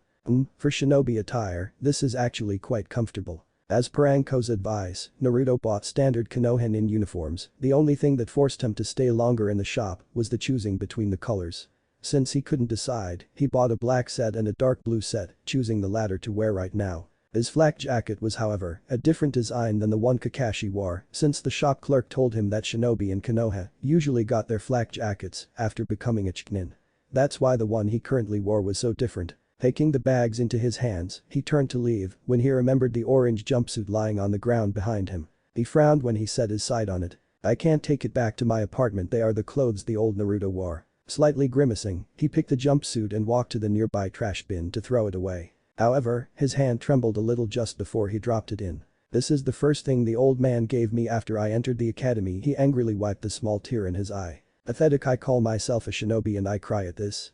It's just clothes. Clenching his jaw, after he threw the jumpsuit away, he turned around, grabbed the bags and resolutely hurried to his apartment. After he placed the clothes into the drawer, Naruto checked the clock and cursed. Damn it, I should have been at the training grounds already. Just as he was reaching to the doorknob, he glanced at the mirror he was passing by and froze. It was his first time seeing himself in his new clothes. Another time, his first reaction would probably be that he looked damn good. However, in that moment, his legs buckled under him and he fell on his butt. I know someone who looks just like this. It's the man on the picture the old man keeps in his office, the fourth Hokage. He wanted to smile that he looked just like his idol when a myriad of thoughts, connections that tied up the loose ends in his head, links between the information in his brain, ran through his mind like a most destructive jutsu, completely eradicating his beliefs. Am I the son of the fourth Hokage? Widening his eyes at the ridiculousness of that thought alone, he tried to reboot his poor brain. But it would make sense when I think about it. I already know that the Kyuubi was sealed in me on the day I was born. When Kyuubi attacked, the fourth Hokage died doing it, which would explain why I never had a father, or even why I never heard anyone mentioning him. But what about my mum? The cruel thought crept on his mind. Did she leave me after the Kyuubi was sealed into me? Did she view me just like the rest of the Konoha does? Like a demon? He shook his head violently. No, I refuse to believe it. The only other explanation would be that she died along with the fourth, but I never heard that he had a wife. Damn. He punched the floor. But if he was my dad, why would he seal the Kyuubi in me? In his own son. With an angry snarl, he tried to pull out every bit of knowledge in his brain he had on the fourth Hokage. Think. What was said about him? Yeah, I remember. He was hailed as a genius, a prodigy of his generation, the term that is by the way handed out too loosely these days, a shinobi like nobody else. He was strong, fast and intelligent, but for his whole life he stayed as he was when he was a kid. He stayed kind, gentle and thoughtful, always treating the rest of his peers and his friends without looking down on them. The whole village loved him, his shinobi respected him, kids adored him, and he cared about them too. It's one of the reasons he became my idol in the first place. He was still a human being having no cruelty in him, aside maybe from the battlefield. If I try really hard to think about it, I can't see him just use the first orphan he could lay his hands on for sealing the Kyuubi. He wouldn't put a stranger, not to mention a child, through something that cruel if he didn't have some other motive for it. Is it possible that he thought that the village would do something he thought was only logical? That the village would view me as a simple jailer, holding his demon prisoner at bay? That they would view me as somebody that actually protected them from Kyuubi? Gritting his teeth, he allowed a tear to drop on his hand. But even knowing this, knowing that his action saved Konoha from utter destruction, I can't bring myself to forgive him for it. I was able not to think about it since Mizuki told me about me that day when I stole the forbidden scroll. But if he really is, if the fourth Hokage really is my dad, it only hurts more. If it's true and I'd meet him in this moment, I don't think I'd be able to forgive him. He wiped the tear and lay down, trying not to think about anything for a moment. Trying to empty his mind. There is too much that I don't know or that I'm not sure about. But I think I can be sure of one thing. It doesn't matter if the fourth was my dad or not, he was a genius, a person that never did anything without a plan. That tells me one thing. Suddenly forcing himself to stand up, Naruto squeezed his fists. It tells me that the fourth Hokage sealed the Kyuubi in me, thinking that one day, I'd be able to harvest its power for good. In case I'm right about him being my father, I still don't know why the old man never said anything about him, or what the location of my mum is, or if she's even still alive. I'll try to find out about this on my own, until Hokage Jiji decides to tell me. But until then I have a promise to fulfill. Something clicked in his mind. Now that I think about it, why would Hokage Jiji take care of me if I was some random orphan kid? Yes, he is a kind old man, but it would make more sense if it was because of who was my dad, his successor. On the other hand, maybe he did it because I'm holding the Kyuubi in me. On the yet another hand, maybe I'm overthinking this. Ino and the Yamanaka clan, for example, are blonde. I may very well be related to them just as I can be related to the fourth. This, being his son, is just my wishful thinking, but still enough. Breathing steadily, trying to calm his emotions down, he emerged from his apartment and headed to the training ground reserved for Team 7. He was still deeply focusing on his breathing, so he didn't even notice that his surroundings changed and that he arrived at the training grounds. So the thing that actually woke him up from his musings was a loud yell. "You're late, stupid Naruto. We've been here with Sasuke-kun for almost half an hour." Naruto grimaced as her voice echoed in his ears, hurting his eardrum. He rubbed them and with a frown glanced at the girl. "Calm down, Sakura. Sheesh, do you want me to lose my hearing?" Before Sakura could retort an angry snarl, Sasuke interrupted her with a bored question. "What's with the clothes, dope? You're finally trying to look like a shinobi." After he mentioned it, Sakura actually tried to get a look at Naruto with raised eyebrows. Surprising Sasuke with his calm demeanor, Naruto turned to him with a small smirk. "You said it, Tomo eyes." Sasuke unusually widened his eyes a bit and with a small smirk of his own, he nodded appraisingly. "About time, HMPH." He grunted with no malice in his voice. Naruto shrugged lightheartedly and walked to the nearest tree, slumping down while humming a quiet melody. Sakura was looking between the two boys with horror on her face. No way. Did stupid Naruto just get acknowledged by Sasuke-kun? But they hate each other. She thought with wide eyes. He's trying to get friendly with Sasuke-kun. We have to do it before him, cha. Her inner self declared resolutely. So with that, Sakura spent the next half hour trying to get Sasuke's attention and failing miserably. Naruto glanced a few times at the duo, thinking lightly. Wow, now that my head is clear, I can in fact see the frustration in Sasuke's eyes. He's not angry at Sakura, nor is he irritated by her gibberish, he completely tuned her out and he doesn't hear even a word of what she's saying. It seems that what he said is true and his only goal really is just getting stronger so that he could kill that person. He's still a jerk, but a jerk with a strong resolve. Sitting next to Sakura, Sasuke was surprisingly thinking something similar. Well, it looks like the dope is trying to be a proper shinobi. He's calmer, more level-headed than before, but that won't be enough. HMPH, if he'll show some actual improvement he may stop holding me back. He glanced at the girl next to him, animatedly talking about some nonsense and sighed without her noticing. If only this idiot would get it through her big forehead, she was almost useless on our mission in Wave Country. In that moment, Naruto slightly jerked. The three clones from the library dispelled themselves, sending their memories to the rest of the clones and to the original. So what do we got? I see, Wind Release. Great Breakthrough Jutsu and Wind Release. Gale Palm Jutsu, both C-ranked defensive techniques. Interesting. Though only C-ranked, these jutsu's strength can increase by applying more chakra. Useful, very useful, and since I'm still a genin, even a C rank would be quite impressive for a starter. What next? Two more for Earth Release. Double Suicide Decapitation Jutsu and Earth Shore Return Jutsu. First one is supplementary technique while the second is defensive. Makes sense. I can use Wind Element for attack and Earth Element to defend. It's logical. Both or no, the Decapitation Jutsu is D rank. Oh, I remember that one, Kakashi pulled it off on Sasuke during our bell test. Earth Shore Jutsu is C rank and whoa, what the hell. His eyes showed surprise when he came across the next memory from the clones. High Release. Great Fireball Jutsu, a C-rank technique. Why would the clone read about this? I don't have a fire affinity. I mean, Kakashi-sensei said that it isn't impossible to learn jutsu of the elemental affinity you don't possess, but it's still tiresome. Suddenly, a small chuckle escaped his mouth. Fortunately, the rest of the team couldn't hear it. Oh, I get it. This jutsu is commonly used by members of the Uchiha clan, who use this jutsu as a coming-of-age rite. If I can actually learn this, I bet my new pants that Sasuke will explode. As he thought more about it, his chuckles became full-blown laughter, finally getting Sakura's attention. She stopped her babbling and turned to Naruto, looking at him as if he was crazy. What's up with that idiot, laughing his ass off like an asylum patient? A moment before Kakashi finally appeared, one thought went through her mind while looking at Naruto. Now that I think about it, the stupid Naruto called me Sakura and not Sakura-chan. Yo. Kakashi greeted them jovially. Forgetting about Naruto, Sakura snapped and yelled again. You're late, Kakashi-sensei. The Jonin waved his hands exaggeratedly. Ma, no need to yell, I just stumbled across an old lady that needed my help to carry her groceries, and when I finished that, a black cat crossed my path, so I had to take an alternate route. He was rambling until Sakura yelled at him again. Well, I do appreciate a good excuse, being a main Konoha prankster, Kakashi-sensei, we could have already been done with the mission.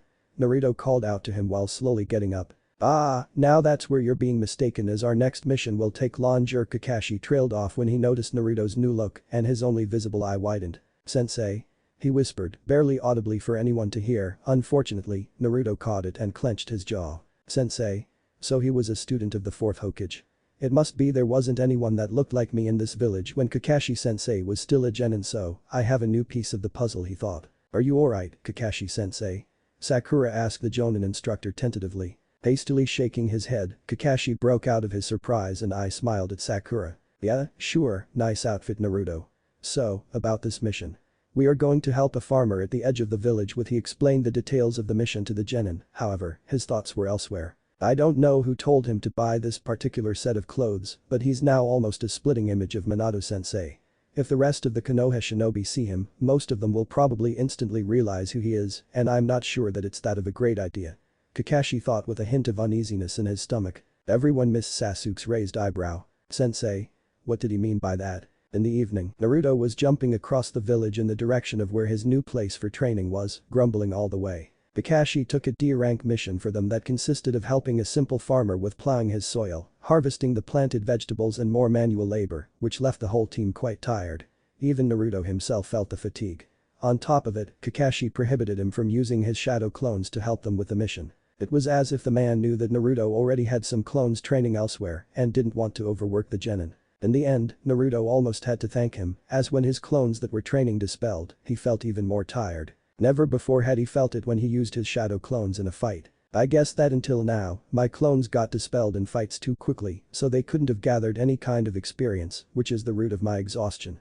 I still have enough chakra, it's my mind that's tired. Arriving at his new remote training place, he sported a big grin. But I'm very much interested in how much progress my clones made, so that's where that clone's jutsu exploded, looks nasty. His eyes scanned the small devastated area at the edge of the clearing, where one of his clones got dispelled after failing to execute one of the jutsu, resulting in a small explosion. Shuddering at the thought of having the jutsu blasting in his face, he exhaled deeply and ran over the hand seals for the first jutsu in his head. Tiger, ox, dog, rabbit, snake. After forming every hand seal, he raised his hands with palms directed at the trees and exclaimed, "Wind release. Great breakthrough. Eh?" He sweat dropped when instead of a huge gust of wind that should have blown off every leaf on the tree in front of him, a light breeze emerged from his hands, barely shaking the tree branches. Ah crap. I should have known that it would be too much to know how to do a C-rank jutsu perfectly just after a day. Even with my shadow clones, it just stresses how much work I have ahead of me and just how poor my chakra control still is. He glanced at the palms of his hands and grimaced. One more try with more chakra. He thought stubbornly and formed the necessary hand seals. Wind release. Great breakthrough. When the tree branches bended themselves against a sudden gust of wind, Naruto tiredly smiled and nodded. That's better. On to the next one. Okay, pump my chakra and clap my hands, then release the pressure in them forward. Wind release. Gale palm. A weak gale flew from Naruto's position, forcing the leaves on the tree to flutter. Scratching his head, the genin was thinking furiously. I see great breakthrough is to blow the enemies away, creating an opening to strike them, while Gale Palm seems to be more isolated, like it's meant only to be used against one opponent. It consumes a lot less chakra than the first jutsu, so it's safe to say that it should serve more as a supplementary jutsu. But what should it supplement? He accidentally brushed a kunai in his pouch with his left hand, making him suddenly slap his forehead. Of course, it's so obvious, damn I'm dumb. Naruto sighed as he pulled out a few of his kunai. Aiming at the more distant tree, he threw his kunai and immediately after that, he clapped his hands and shouted, pumping more chakra into his arms. Wind release. Gale palm. He smirked victoriously when the slightly stronger force of his jutsu increased the speed at which his kunai flew, forcing them to plunge a little deeper into the wood. Good, that's all for this jutsu. So, the remaining ones are earth jutsu and one fire jutsu. He wiped the sweat from his brow and concentrated on the next technique. Striking the ground with his hands full of chakra, Naruto looked up, awaiting a large wall of earth in front of him, only to see a thin, barely holding barrier that would most likely shatter if he so much as sneezed at it. More sweat appeared on his brow, and he gulped. This will be tough. An hour later, Naruto was laying on the ground, heavily panting from overexerting himself while trying to correctly execute his new jutsu. It took him a lot of attempts and a lot of chakra to at least form a wall that could hold against a light gust of wind without crumbling down. He succeeded and, to his joy, managed to perform earth release. Double suicide decapitation jutsu quite nicely on his third try. His fingers still hurt a little when doing the jutsu, meaning that his execution of the technique wasn't nearly perfect, but still it was already usable. The fact that it was a D-rank jutsu didn't break Naruto's excitement. The fact that he completely failed at his attempts to perform fire release. Great fireball jutsu, however, did. Even after trying it over and over and after spending so much chakra that even somebody as sturdy as Naruto Uzumaki got exhausted, he only managed to create a smoking cloud in front of him that he almost choked on. So there he was, sprawled on the ground, trying to catch his breath. There was only one thing on his mind. Damn, I'm beat. Gravity seals, shadow clones training, doing missions at the same time. I think I can endure it for about a week before my head explodes, and it'll be a long painful week. 3 days later, the next few days flew by in high speed that Naruto spent in the same routine. Head to his training place, create 100 shadow clones, send 10 of them in a henge to the library to snuff out some new information, knowledge he didn't have before, and leave the rest of them to train. He, the original, then did an obligatory mission with his team and, in the evening, after reporting in, tried to perform the jutsu to see how much he improved. To his frustration, the progress was slow even with the help of his clones, which was greatly undermining his confidence. If he was doing so badly with his shadow clones, how bad would he be without them? His anger got the best of him and, yesterday morning, Naruto decided that it was time to kick it up a notch and created 200 clones, thinking that the difference would show itself. It did. By creating the most painful headache he'd ever had until that evening after his clones finally dispelled. When the clones started to dispel in groups, it was going smoothly. But after the last one puffed out of the existence, the joint experiences overloaded his recovering brain and made even the Kyuubi yell at Naruto after he dived into his mindscape. The fox itself felt the effects of Naruto's headache and they manifested in his mind as catastrophic weather that was sending bolts of lightning at the Kyuubi, greatly infuriating it. When Naruto, with an amused expression after seeing Kyuubi's fur, fluffy from the electricity, said that he couldn't understand why his headache manifested as a storm, the nine-tailed fox roared at him and threatened to never help him again. While Naruto was already smarter than before, he wasn't arrogant to think that Kyuubi's rare help wouldn't help him to get stronger. So he, begrudgingly, promised never to use more than 100 shadow clones for his training or until the fox deemed it safe for his brain. That's why, this morning, Naruto woke up slightly tired, the effects of the previous day still showing. His only luck was that today his team wasn't going on any missions as Kakashi was busy with something for the Hokage. Deciding that he would postpone the start of his training until he was feeling better that day, Naruto ate his breakfast and was now sprawled across his bed, thinking, why do I suck so much at my new jutsu? Earth element is my second affinity and I can do earth jutsu already better than wind ones. But wind is my main affinity, what am I doing wrong? If only I could ask Hokage Jiji. Naruto's eyes shot wide and he hastily got up. Right. Kakashi mentioned that there is one person in this village that has a wind affinity too, Asuma-san. I heard old man talking about him, it's his son and Konohamaru's uncle, and he's Shikamaru's Jonin sensei, maybe he could give me some pointers. There's no point in refusing to find a help when I clearly need one. With a hopeful smile, Naruto sprinted out of his apartment, heading towards Shikamaru's favorite cloud watching spot, hoping that the lazy Nara would be there with his sensei. But Shikamaru, oh man, those clouds are so lucky. They only have to float from one place to another. If only I could do it, but no, we have to train, what a drag. The Nara offspring sighed heavily and bit on the small stalk of grass he held in his mouth.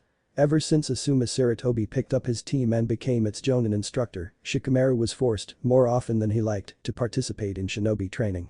While he knew that with shinobi work came responsibilities and many dangers that could potentially kill him, for now, he was content with being a lowly genin and doing a D, at most a C-ranked missions, which held only minimal risk. "Boy, Shikamaru, don't you want to play another round of shogi?" Asuma called out to the genin. Shikamaru sighed again. "Man, since he gave me that IQ test he's so content on playing the shogi with me that I have no time to just watch the clouds." The shadow that suddenly hovered above him made Shikamaru open his eyes in curiosity. He came face to face with Naruto, who was grinning at him and raised an eyebrow. "Yo, Shikamaru, what's up?" Naruto greeted him.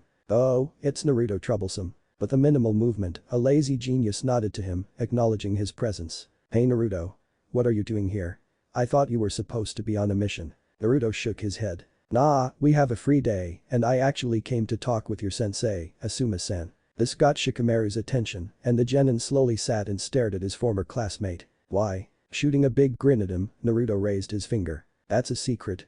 Shikamaru only sighed and didn't pursue the question further. He closed his eyes again, but when Naruto's shadow didn't move for a moment, he blinked and noticed that the blonde was looking at him with some sort of silent question in his eyes. "What?" Naruto pointed behind him, where Asuma was talking to the rest of his team, Shinji and Ino. "You realize that I never met your sensei, so could you introduce me to him?" With a sigh, Shikamaru lazily got up, mumbling troublesome all the while. When they walked over to the group, Shikamaru called out to his instructor. "Asuma-san, this troublesome blonde wants to talk to you. His name is Uzumaki Naruto, I know." Asuma interrupted his student after a quick glance at Shikamaru's friend. Both of them raised their eyebrows in silent question. Asuma only waved his hand. "Kakashi often talks about you, Naruto. It's actually very surprising coming from him. He rarely has students he really likes." "Kakashi-sensei talks about me?" Naruto thought in surprise. "Nice clothes by the way, they suit you better than your old ones." Asuma continued and lit his cigarette with a small frown. "I guess this answers the question of why Kakashi likes him. He really looks like the mini Yandere. I'm surprised that more people haven't connected the dots already. I'm sure that I would have guessed it even without dad telling it to me." He thought and sucked on his cigarette. "Hey, Naruto, how's it going? Want some snack?" Shinji greeted the former knucklehead warmly, but before the latter could answer, Ino interrupted them. "Why is stupid Naruto here?" she snapped. Before he could defend himself, Ino's eyes widened and she almost grabbed his shoulders. "You left forehead with Sasuke," Ino yelled, a pure horror in her eyes. "I'm sure he has a reason, so, you wanted to talk to me?" Asuma quickly shot Ino a warning stare that forced her to sit back down, although with a huge frown. Finally having a room to talk, Naruto dismissed Ino's ranting, even though it hurt him to hear that some of his old classmates still clearly hated him. "Yes, I wanted to talk to you but could we talk in private? It's kind of a secret." Naruto asked and shot an apologizing glance at Shinji, who only chuckled. Asuma, on the other hand, curiously raised his eyebrow. Seeing Naruto pointing his eyes at the near tree, he sighed and followed the genin. "So?" He leaned on the tree and exhaled a cloud of smoke to his right. The surprise awaited him when Naruto switched from his previously cheery attitude to a serious look. "I heard from Kakashi-sensei that you're the only one beside me who has a wind affinity in Konoha," Naruto stated calmly. Asuma stopped his hand from moving after hearing this, and he raised his eyebrow. "That's true. Along with fire, I possess a wind affinity, but I didn't know that you do too. I'm also a bit surprised that a genin is interested in elemental manipulation. You have to forgive me for saying this, but your academy record would never suggest that of all the new genin, you'd be the first to ask this kind of question. Did Kakashi tell you anything about it?" He replied seriously. Naruto shook his head. "It's alright, I realize that I did poorly in academy, that's why I want to improve myself, but secretly, that is the reason I wanted to talk to you privately. Kakashi-sensei only explained the basic attributes of each of the element and told me that you have a wind affinity, same as me, while Hokage has an earth affinity like me." Asuma raised his second eyebrow. "You have two elemental affinities? Hey, now that's interesting, a dead last with two strong affinities, what are the odds? So, you want to know something about the wind element?" "Well, kind of. A few days ago, I started to teach myself a few jutsu, and while I progress nicely with the earth jutsu, I just can't seem to grasp the wind ones. My wind release, Great Breakthrough and Gale Palm are not strong enough, and even though I can create quite a strong blast of wind, it's harmless, so I thought that there must be something I'm doing wrong." Naruto grunted, irritated. He's trying to learn two wind jutsu and earth jutsu at the same time. This kid must be sturdy as hell. And to think that he can already perform them, the only thing that's missing is the key element, but from what I hear, his jutsu are already usable, not bad. I think that I can give him one bit of advice." Asuma nodded appreciatively. He suddenly reached to his pouch and took out two knuckle knives, holding them for Naruto to see them clearly. These are my chakra knives. They are made of a special metal that absorbs the chakra nature of the holder. Try holding it and flow your chakra into the knife like this. The knife in his right hand suddenly glowed in blue, a sharp-looking aura surrounding the knife. He handed the other knife to Naruto, who concentrated for a moment, and after a few seconds, his knife was glowing too, although the aura was bubblier. It's different from the way your chakra looked, Asuma-san. Asuma grinned and raised his hand with the knife. Listen up. When manipulating the wind-type chakra, you've got to imagine splitting your chakra into two and grinding them together. Do it so that the chakra fields sharpen one another into fine pieces.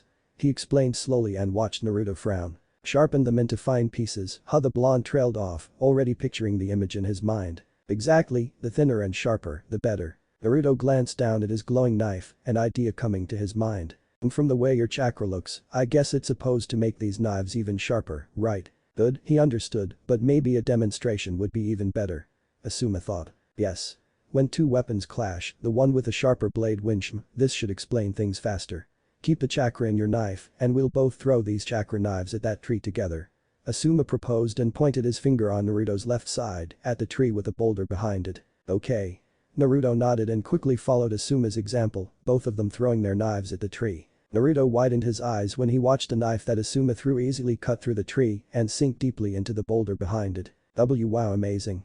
So that's what the wind chakra can do. It didn't just cut through the tree, the knife pierced the hard rock behind it too, and that much his eyes widened further after Asuma's next sentence. Well, it can get dangerous, so I limited my chakra use, but if I tried, that knife would cut through that rock as well. What? Yeah, the wind element has the strongest defensive power for close and middle-ranged fights.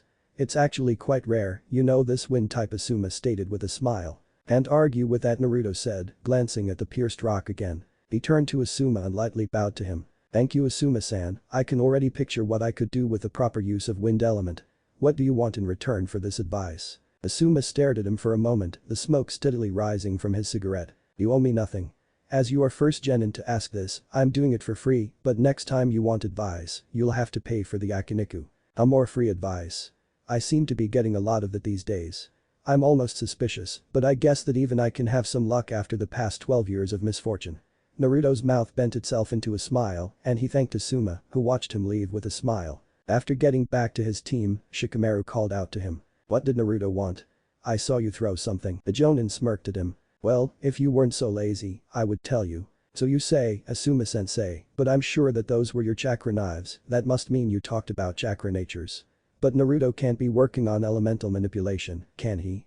Ah, troublesome, the blonde made me think, Shikamaru thought with a sigh. With Naruto feeling better after eating ramen at the Ichiraku stand, Naruto decided to head to his training place to start his daily routine. After arriving, he created once again 100 clones and, after giving them the usual orders, he was on his leave when a leaf landed on his forehead. He grabbed it and looked at it speculatively. Paying no actual attention to the leaf, instead thinking about what Asuma told him that day, he accidentally tore the leaf. He glanced at it in surprise and his face lit up, an idea hitting him from seeing the two pieces of the leaf. That's right, Asuma-san said that I have to picture splitting my chakra in two and grinding them together.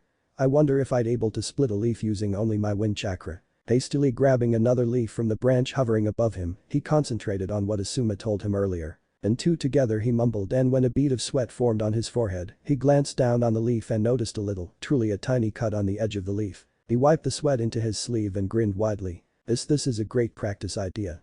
I'm sure that after I'm able to cut the leaf completely, using only my chakra, I can master my jutsu. His clones raised their eyebrows when they saw the original speeding back to them.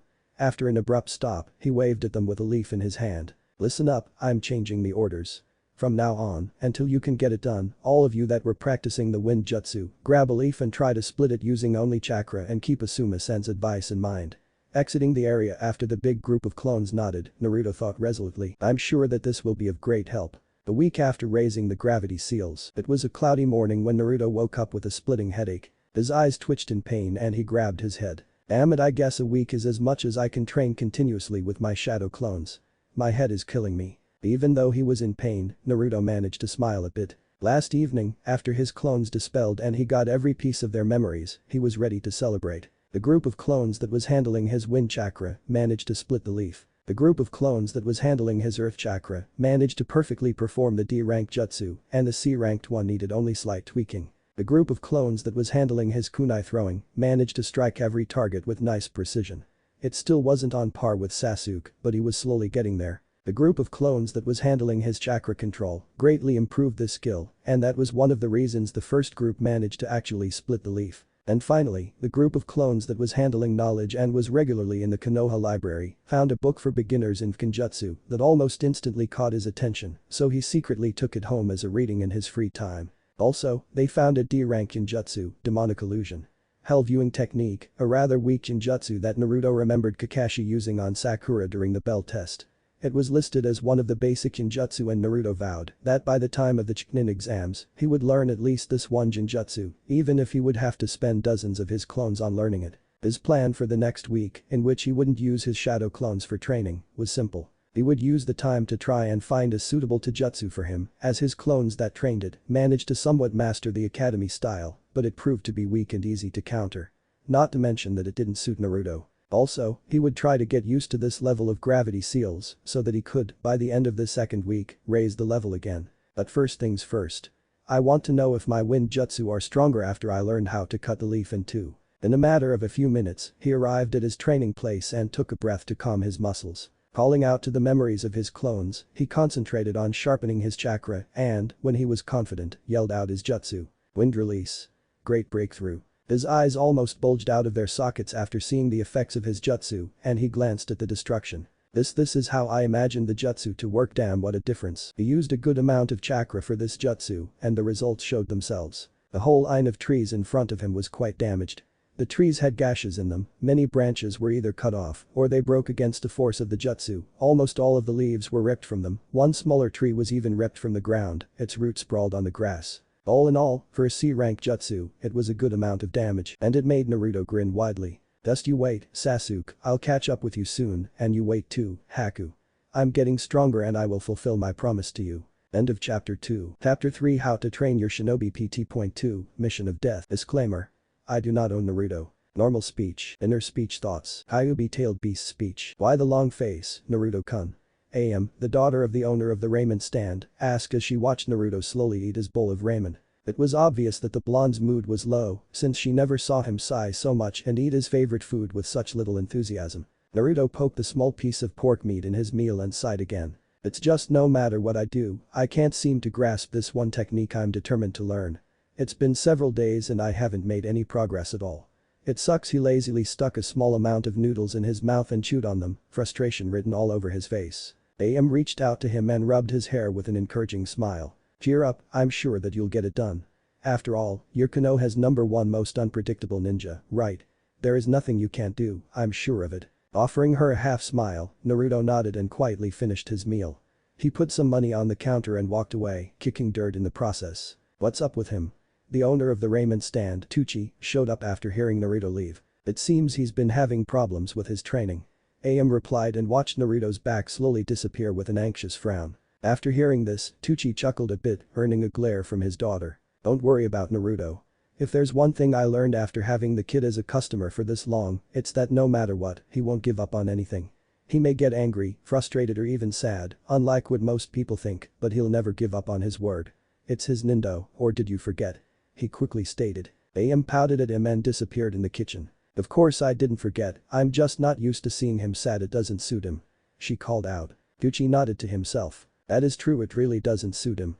Konoha needs his smiling face. With Naruto, she's right, I promised myself that until the chunin exams, I'd learn that cursed jutsu, and here I am, only 5 days later, ready to burst from frustration. Naruto thought more calmly. But damn it, without my clones, it takes so much time for me to learn it. I should probably focus on something else until I can use my clones again. It is only 2.5 days until then, after all. Jumping from building to building, it took him only few minutes to arrive to his training place. Getting to the center of the clearing, he cracked his knuckles. Okay, I'm postponing the Genjutsu training until I can use my clones. Until then I should try to perfect the other jutsu I've been learning. He built up his chakra and went over the hand seals quite faster than he was able more than a week ago. Wind release. Great breakthrough. Watching the destruction with a satisfied grin, his thoughts slowly drifting from the Genjutsu problem, Naruto took out his kunai and threw them at the distant trees. Wind release.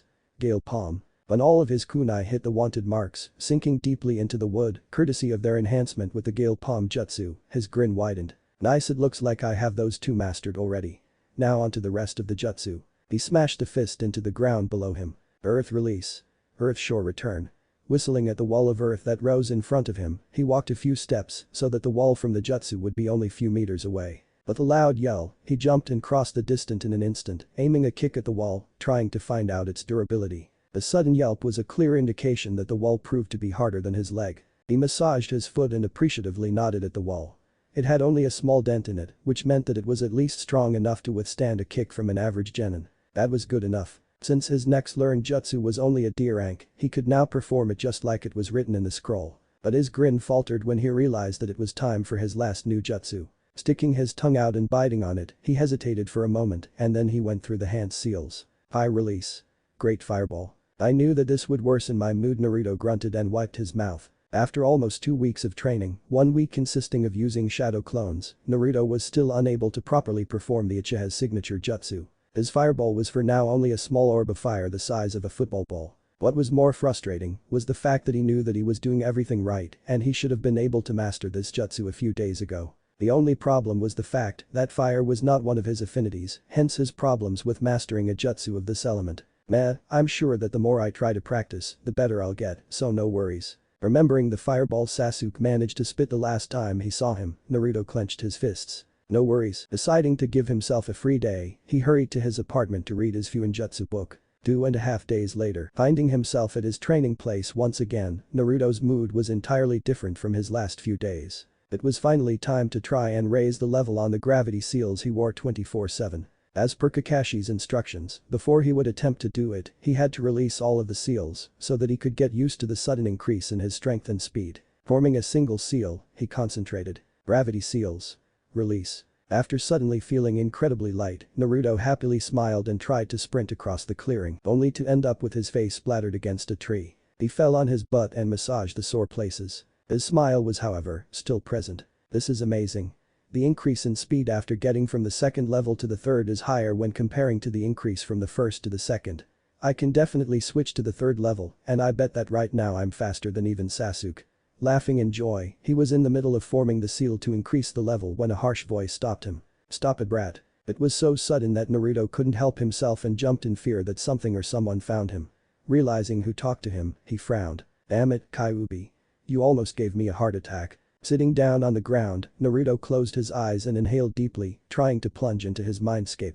Naruto's mindscape. I'm here, Kyuubi, what do you want? Naruto had to brace himself when a powerful gust of wind almost knocked him down. Don't talk to me like we are some sort of friends, brat. The nine-tailed fox growled at him. Boy. I'm grateful that you got rid of the seal for me, but don't forget that we're stuck here together and I'm no longer that scared of you. Naruto yelled back, masking his small fear of the fox with false bravado. That's better. Kyuubi grunted and yawned. Meanwhile, Naruto sweat dropped and looked at the demon incredulously. That's better. He wants me to yell at him. I don't get him, so? What is it? He asked again and this time, Kyuubi only blowed a light breeze at him. Not much, brat. I just wanted to stop you from doing something stupid. Seeing that Naruto only blankly stared at him, Kyuubi continued. Do not activate the third seal yet. With his eye twitching, Naruto grunted. I understand your language, there's no need to be an ass, but why shouldn't I activate the third level? The Kyuubi looked at him as if he was stupid. I thought that you were smarter. Now listen, brat. You have jumped from 0 to be able to handle the third level of those gravity seals in the span of 3 weeks. Give your body a day to adjust to the increase in speed and strength. An hour was enough when you jumped from the first level, but this time, a day should suffice. Or else you'll end up smashing into trees. I thought that you'd think of it as that Cyclops' advice was on your mind a minute ago, but I guess there are parts of your brain that are still not functioning properly. The fox explained. Naruto felt his face heat up. Shut up. I knew that, I was only caught up in the moment. He yelled in embarrassment. The Kyuubi only watched him in mild amusement. Heh, riling up this human is always a nice change of pace. Why do you even care so much? Wouldn't it only serve for your amusement if I'm crashing into trees? Naruto asked suddenly. When the demon kept silent, he widened his eyes in amused surprise. Don't tell me that the great Kyuubi suddenly came to like me. This time, he was blown away after a blast of wind knocked him from his feet. Do not talk nonsense, human brat. I am the great nine-tailed fox, the greatest of all Biju. The embodiment of hatred and destruction. If you think that the likes of me would be able to feel something such as like just because you managed to slightly improve yourself, then you're just kidding yourself. Get over yourself, brat. And you know what? Get out, I'm getting tired of you already. Kyuubi shouted, his previous amusement changed into anger, releasing pulses of chakra that were only stopped thanks to the seal on his cage. But the effects of the chakra, the malicious intent, were so strong that Naruto had to keep himself from shaking and gulped heavily. Okay, note to self, never piss off Kyuubi ever again. He hastily closed his eyes and awoke in the real world. Wiping his sweaty forehead, he widened his eyes. Wait, did Kyuubi just give me a compliment? Nicely hidden, but still a compliment. In his mind, Kyuubi was still growling. Idiotic brat, getting ahead of himself. Never think that I'd ever come to like you, brat. Someone like me is not capable of that. Respect you. Maybe if you convince me that you're different than other humans, but if you can't do that, be afraid of the moment when you'll try to control my power, or I'll devour you whole. Following day, after the little talk with the Kyuubi, Naruto quickly came to realize that the fox saved him some humiliation.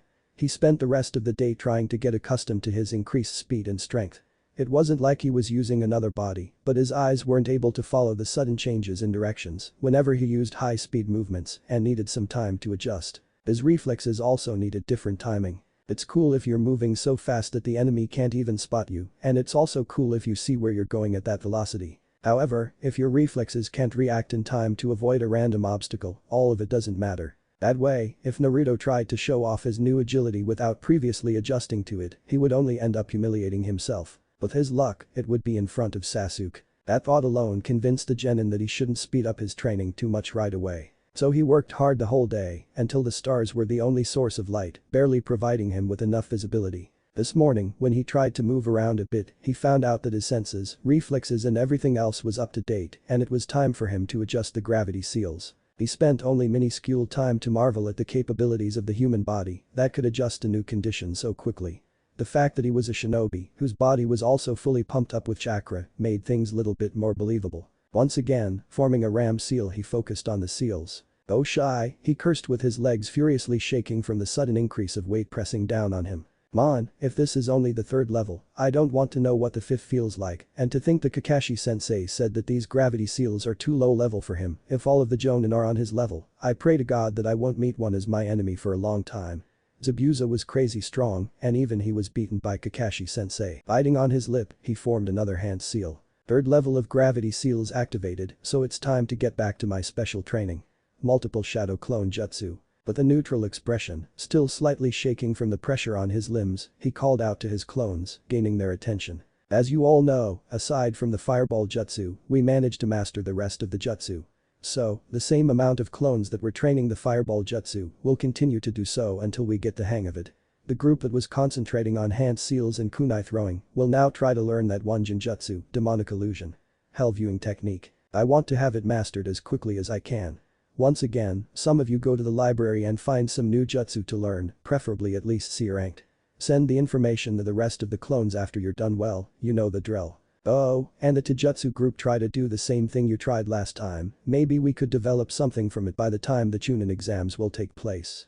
Naruto listed and allowed himself a small smile at the end. The last time he trained with his clones, they accidentally stumbled on something while trying to come up with something new to add to his fighting style. It was still in very early stages of development, but if he could manage to incorporate that particular thing in his taijutsu, his hand-to-hand skill would turn him into quite a dangerous shinobi quite quickly. Later that day, Naruto was anxiously waiting for the knowledge from his clones in the library, and he even momentarily forgot about being upset with Kakashi, or even the fatigue from new level of gravity seals. Their tardy sensei got them another D-ranked mission, which was now quite visibly frustrating not just Sasuke, who wanted to go on a C-ranked task immediately after the incident in Wave, but now even Naruto couldn't help but be irritated. One time Kakashi said that he won't hold their hands when being their instructor, and next time he was adamant on taking only D-ranked missions because he didn't want to expose them to unnecessary danger. It was aggravating. But as he was walking along the river on the outer edge of Konoha, his clones in the library finally dispelled and he eagerly sat down to sort through their memories. What did the clones find? 2 wind jutsu. Wait a second, this will be interesting. Wind release. Air bullets, a technique that shoots multiple bullets of air at the victim with intense speed. If the user is highly capable in using wind element, this jutsu can be classified as a B-rank technique. If the ability to manipulate wind element is lower, it becomes only a C-rank jutsu. Alright, B-ranked it will be. Naruto grinned zealously. Next is wind release.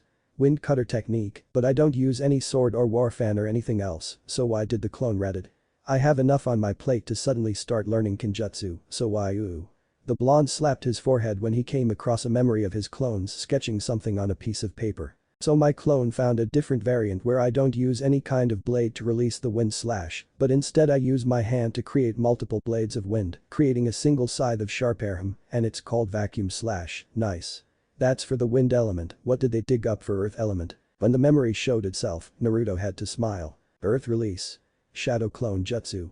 I already have shadow clones, but this elemental version seems rather useful. A clone is made of mud of the user, which gives it unique features. It can continue to reform and mold itself back to its original shape as long as it still possesses chakra. Once reverted to mud, the clone can serve as a powerful restraint that is capable of completely halting the opponent's movements. Indeed, very useful. However, being a variation of shadow clone technique, it is a B rank jutsu I hope I can manage well. I'll worry about it later. Second one is earth release. Earth dome jutsu. It creates a dome constructed from the earth, which is used for defense. A C rank jutsu. It seems that the earth really is great element for protecting. Good. He massaged his head and sighed. And that marks the end for today. The only other thing that my clones found out is something about seals, which I'll try back at my apartment. Content with the amount of new knowledge absorbed from his clones, Naruto stretched his legs and arms. They were becoming numb from sitting still for the past half hour. He propped himself and leaned back to relax. Enjoying the view on the nature around him, he deeply inhaled the scent from the near trees and flowers, with a huge smile playing on his lips. He was becoming stronger and he knew it. Overall, his skills were drastically improving, and in some areas, he was already quite good, and he started to train this hard barely a month ago. For a genin that didn't come from any Konoha's clan, his ninjutsu arsenal was quite large. He counted 7 mastered techniques, and they went from a basic E-rank jutsu to even 1 A-ranked. It was only a massive version of Shadow Clone Jutsu, the multiple Shadow Clone Jutsu, but it was still rather impressive for a mere genin. His Taijutsu was sporting signs that it would come along, while his Genjutsu skills still sucked. With his better chakra control, he could most likely dispel some low-level Genjutsu, but nothing more. It still came as a surprise to him when he got the memory from his clone that read about Genjutsu and how to dispel them. He was now sure that the instructor in the academy that he stayed in detention with purposely taught him nonsense. That was quite depressing, but he forced that thought into the back of his mind, where his other distasteful memories stayed. The most important thing was that he was now in possession of the right knowledge on Genjutsu and how to counter them. After he shook off the blank look he had for the past few minutes, he turned his head to see some kids on his far right playing in the nearby river. At that sight, his train of thought that was going over his current abilities derailed itself. He remembered another important fact that he didn't pay attention to at the time he noticed it. Stopping himself before he would slap his forehead again, Naruto heavily sighed. Once again, I must say, I'm not a clever person, no matter how much I'd like to think I am. To forget such crucial information, better late than never, I guess. He got up, slowly walked to the river bank and removed his sandals along with the socks before walking in the river. When the water washed his ankles, he shuddered. It was quite cold. He glanced at the kids that were still playing and splashing the same water on themselves, forcing him to shake his head. Why would they play in such cold water? But that wasn't the most important question at the moment. Why would I forget such a detail of Kakashi-sensei's and Zabuza's first fight? Both of them were walking on the freaking water surface. That's why Kakashi-sensei made us do the tree walking. It was a preparation before he could attempt to teach us the water walking, but I guess that after we managed to finish the wave mission, once again, our tardy sensei forgot about it. I swear to God that man is less responsible than I ever was. Naruto deadpanned mentally and prepared to try the water walking. Heeding Kakashi's words when he showed them how to walk on trees, the blonde focused an appropriate amount of chakra to the bottom of his feet and raised his right foot. Slowly, very carefully, he lowered it until it touched the surface of the water. Something was telling him that this attempt would end as a failure, but nevertheless, he put more weight on his right foot and tried to do the same with his left one. For one extremely short moment, he seemed to hover, with his feet slightly below the water surface, before he ended on the bottom. Fortunately for him, he chose to stay near the riverbank, so the sudden loss of altitude was only minimal, and he managed to hold his posture. It seems that I just found another great chakra control exercise. Tree walking, holding leaf on forehead, both of those pale in comparison to this. Even with my improved chakra control I can't do it properly. Despite that, Naruto widely smiled. He wasn't happy that he couldn't do something. He was happy that he found something that would make him stronger while trying to master it. Every little thing like this was only bringing him closer to his dream. Step by step, adopting a thinking pose, Naruto stroked his chin. Yes, Uzumaki Naruto, a kid who just a few months ago used to run all over the village, chased by chunin or jonin after pulling a prank on Konoha, was now able to stand still, think calmly in an attempt to try and figure out a problem that had nothing to do with any prank. It was probably good that nobody that knew him from that time saw him, or else they would have believed that they were trapped in some powerful genjutsu. So what is needed for water walking? As I already noted, the tree climbing exercise is most likely something that should prepare you for this. And it proved effective as I was able to, even if only for a split second, stand on the water. But I fell soon enough, and that means that it involves focusing your chakra to the bottom of your feet just as well. His gaze traveled across the water surface. Think. What more I need to do? Tilting his head and crouching a little, he noticed the small waves, the trepidation of the water surface. The sight gave him a sudden clarity. Yes, that must be it. Water is never steady, never calm. It always moves, so the surface is not as simple as wood. Sometimes, as it flows around your feet or under it, you have more or less amount of surface on which you can stand on. That must mean one thing. You can't simply coat your feet with a fixed amount of chakra, you have to constantly change the amount you emit. Changing his tactics, he tried, once again, to focus his chakra to the bottom of his right foot and put it on the water surface. His weight was still on his other leg as he wanted for a moment to just try to feel the constant changes in the water he was touching with his right foot. Inhaling through his nose, he tried to steady and slow his breathing. For somebody that was always packed to the brim with energy, standing still on his one leg was almost a painful thing. He was basically trying not to move, just to feel the cold liquid on the skin of his foot. He closed his eyes and opened his eardrums to the sound of the nature that surrounded him. It always helped him calm down after a stressful day. Naruto stayed in that position for a few minutes before finally feeling it. Okay, now focus on the changes and adjust the flow of the chakra to it. Less water equals less chakra. Come on Naruto, you can do it. As a bead of sweat lazily trailed his cheekbone, his foot that was hovering on the water's surface slowly shook before becoming still. With gritted teeth from the constant demand on his concentration, he shifted his body weight on his right foot and, feeling it was somewhat steady, he repeated the process with his left foot. A few moments later, a sweaty Naruto with closed eyes, clenched jaw and his arms hovering in the air trying to hold his balance, managed to stand on the water surface for a full 5 seconds before his concentration broke and he fell on his butt, drenching his clothes with water. This time, he welcomed the cold liquid that helped him to cool off. With his left hand he went through his hair, but despite everything, his smile was still present. Whew. That was an amazing feeling. Time for round 2. 2 days later, there was one thing that was momentarily on Naruto's mind. Every day he was discovering new variations to the techniques in his repertory, new ways of improving his chakra control, new knowledge that went straight to his brain with incredible speed. A different approach to further mastering stuff he knew. It was mind-boggling just how much he missed during those years when his brain was functioning on lower level. Just how much material he could uncover that would gain his attention. All in all, the limit of only 100 shadow clones for training purposes was slowly becoming a huge problem. After the last few weeks he accumulated so much knowledge he was eager to try, and 100 clones was simply not enough anymore. It was very tempting to try to use more of them, but after his last attempt, the thought of the splitting headache always stopped him from actually doing it. So there was only one thing he could do. He had to start cutting off some of the things he trained in. Being a 12-year-old boy, it was making him irritated. Thankfully, he wasn't a complete moron anymore, so he could somewhat keep calm and not snap at the first person that approached him. Not that it happened that often. Kids and villagers were still wary of him, and the quiet time of no pranks coupled with his more mature attitude only made them more suspicious. So, it was because of his new attitude that he could think about it and admit one thing. 100 clones, 200 clones or even 1,000 of them.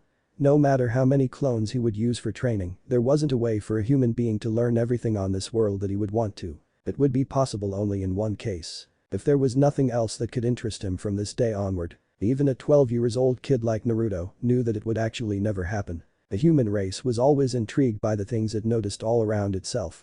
Endless possibilities everywhere. With that in mind, Naruto changed his training regimen. His clones were now, until further notice, doing the following. 20 clones were learning wind jutsu. 20 clones were learning earth jutsu. 10 clones were learning fireball jutsu. 10 clones were doing library research. 10 clones were practicing taijutsu. 20 clones were learning genjutsu. 10 clones were doing water walking to improve chakra control. Those were the things Naruto deemed the most important for the time being. Little did he know, he would change his regiment very soon. 10 days later, could you please repeat that, Kakashi-sensei? I don't think I heard you right. Naruto stared at Team 7's Jonin-sensei in disbelief. What the dope said. Sasuke-mphed after him. Sakura only gulped when she noticed the excited flames in eyes of the both boys. Kakashi facepalmed. Am I really that bad? He sulked mentally. You heard right. I said that we are going on another C-rank mission. I believe that enough time has passed since the mission in Wave Country and that you're all ready even if something similar should happen. Kakashi stated, eye smiling at them encouragingly. Well, mainly at Sakura, who was still unsure, as Sasuke looked as if Kakashi just told him that he got rid of all of his fangirls. Naruto smiled too, but in his head, he was eyeing the rest of his team suspiciously. How can Kakashi-sensei claim that he believes we all are ready for unexpected? Did Sasuke or Sakura approach him for training? Nah, Sakura is still a fangirl, and Sasuke's ego is too big for him to just ask for help with something. Memories of their shared tree climbing training came to his mind when Sasuke begrudgingly asked Naruto for some tips. Although, he may have swallowed his pride. We'll see. So what is this mission?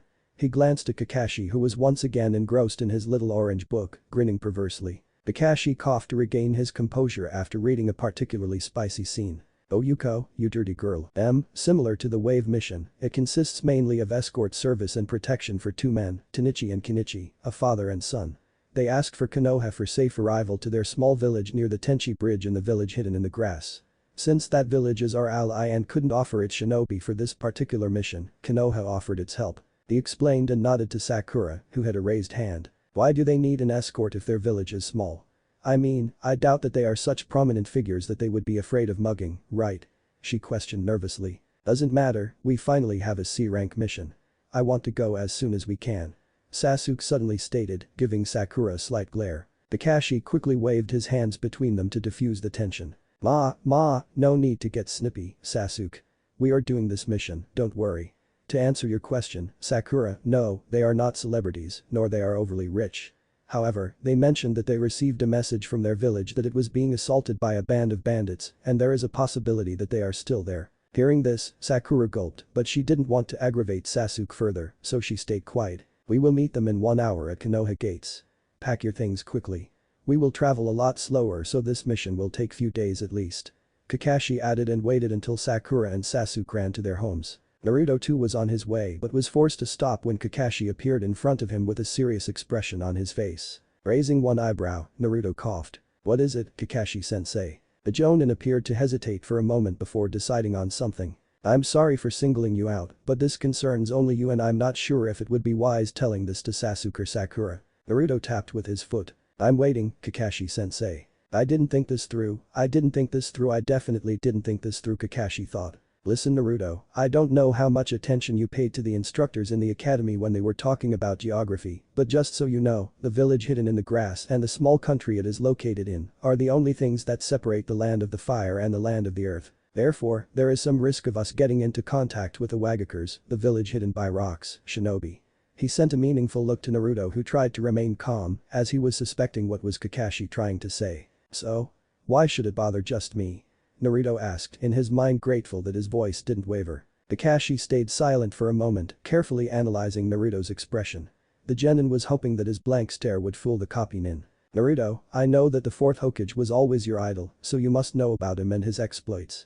It was during the Third Shinobi World War that the fourth Hokage gained his famous nickname Konoha's Yellow Flash. With one jutsu, he managed to decimate a whole platoon of Iwa shinobi, practically ending the war itself. That's why, to this day, many Iwa shinobi are most likely holding a grudge against him.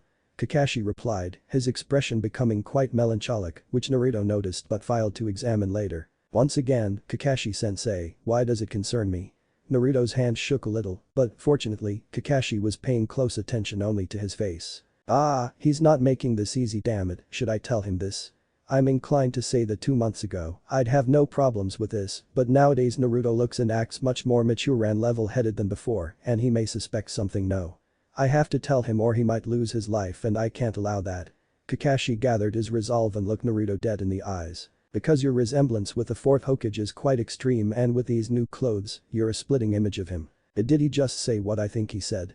He actually said it out loud. The nerve of this guy. Fine, I don't have any hard evidence that would support my theory, but still, although the impression Kakashi-sensei is giving off talks a lot, I have to try to remain calm so that he wouldn't suspect anything. I don't want him to think that I know something or things would get messy, and no matter how much I want to know about my parents, in an hour I will need to be able to concentrate on the mission. Naruto's mind was working at 100%, trying to somehow absorb the implications and remain calm. With a pure force of will, he created a happy smile on his face. That's great. I'm a step closer to becoming a Hokage like the fourth was, aren't I? His little stutter went unnoticed and Kakashi visibly relaxed with a heavy sigh. He shot Naruto a thumbs up. Of course Naruto, but that's why you have to be more careful than Sasuke or Sakura. Sasuke is the last surviving member of the Uchiha that's still in this village, but he is of no interest to a Wagakure. However, if they spot you, I'm afraid that they would attack you instantly, and if that happens, I want you to run and find me. Naruto quickly nodded and excused himself. I was worrying for nothing. I must have been imagining things after the wave mission. He's still the same genin at the core. Kakashi falsely thought and hurried to meet their clients. Meanwhile, Naruto was nearing his apartment. When he stepped inside his small home, he collapsed on the ground, breathing heavily. Leaning on the wall, he cursed quietly. Damn it. Damn it, damn it, damn it. Kakashi-sensei, it's so obvious you know the truth. So why aren't you saying anything? Do I, the one who should know it in the first place, have no right to know the truth? Why? He punched the floor beneath him angrily and cursed again. Why, damn it. Hour later, gates of Konoha. The blonde was pacing around in circles, slightly calmer than an hour before. Okay, I should be fine now. I already promised myself that I'll only gather information about my parents if I can find it, and I won't look for it intentionally. Now I'm completely positive that Kakashi-sensei knows the truth. I'll just have to wait until he tells me, and there must be something that prevents him from doing it. No, calm down. You're getting frustrated again. Naruto was talking to himself mentally while he and the rest of Team 7 waited for their clients to arrive at the gates of Konoha. Sakura was unusually quiet and only occasionally glancing at Sasuke, who was rather focused on the task ahead of him. The prospect of doing a C-rank mission again was quite a remedy for his mood, and he hadn't frowned or grimaced even once in the past hour. Kakashi was leisurely reading his favorite Icha novel. Surprisingly, he was the first one at the gates, which garnered him a shocked look from Sakura, an amused shake of the head from Naruto, and a surprised HMPH from Sasuke. Sorry Kakashi-san, Kenichi mistook the time for departure, so we're a little late. Naruto turned around to see a middle-aged, average-looking man with a hard jawline and edged chin wearing standard merchant clothing. The only thing that stood out on him was a long ponytail swinging behind his head. We're paying them so they'd wait for us no matter how long it would take for us to come, father. A kid, probably 15 years old by Naruto's estimate, slightly taller than Sasuke and Naruto, lazily started walking from behind his parent. Okay, I already don't like this guy. Surprisingly, the same thought went through both Naruto's and Sasuke's mind when looking at the merchant's son, Kenichi. The boy had only one plus. He was wearing nice clothes, and his face would be quite handsome if he wasn't scowling at Team 7. Though, his appearance was enough for Sakura to ignore his verbal jab, and she hurried to check him out. Well, he's quite good looking, just below Sasuke-kun. The pink-haired Kunoichi thought. Blasphemy, Sasuke-kun is loads better than him, cha. Inner Sakura quickly added, forcing Sakura to nod to herself in real life. Kenichi. Be nice. They are going to guard us. Tenichi reprimanded his son loudly and turned to Kakashi. Sorry about my son. Kakashi just waved in dismissal. It's fine Tenichi-san. These are my students, the blondie is Naruto, Pinky is Sakura, and the brooder is Sasuke. He pointed to each of the genin, earning 3 scowls. Kenichi nodded to them while Kenichi snorted and, after looking at Sakura the longest, he mumbled meh, big forehead and flat as a table. I thought that at least the girl would be a bit good looking, after which Naruto and Sasuke had to physically restrain their female comrade from jumping at the boy in anger. Kakashi only sighed and moved forward. This is going to be a long mission. 2.5 days later, few miles until the village. Just like Kakashi predicted, the journey so far was indeed long. It even felt longer than it really was, thanks to the constant verbal match between Kenichi and Sakura. The girl had been angry at him since their meeting at Konoha Gates, and Kenichi didn't do anything to change the vibe he was giving off. On the contrary, since his comments seemed to easily rile Sakura up, he only regularly came up with new jibes. It left Sasuke and Naruto with the task of holding the girl off from him. He wouldn't admit it out loud, but even if he couldn't bring himself to like the guy, Naruto had to acknowledge that Kenichi could make up interesting insults. That was until the boy tried to do the same with him.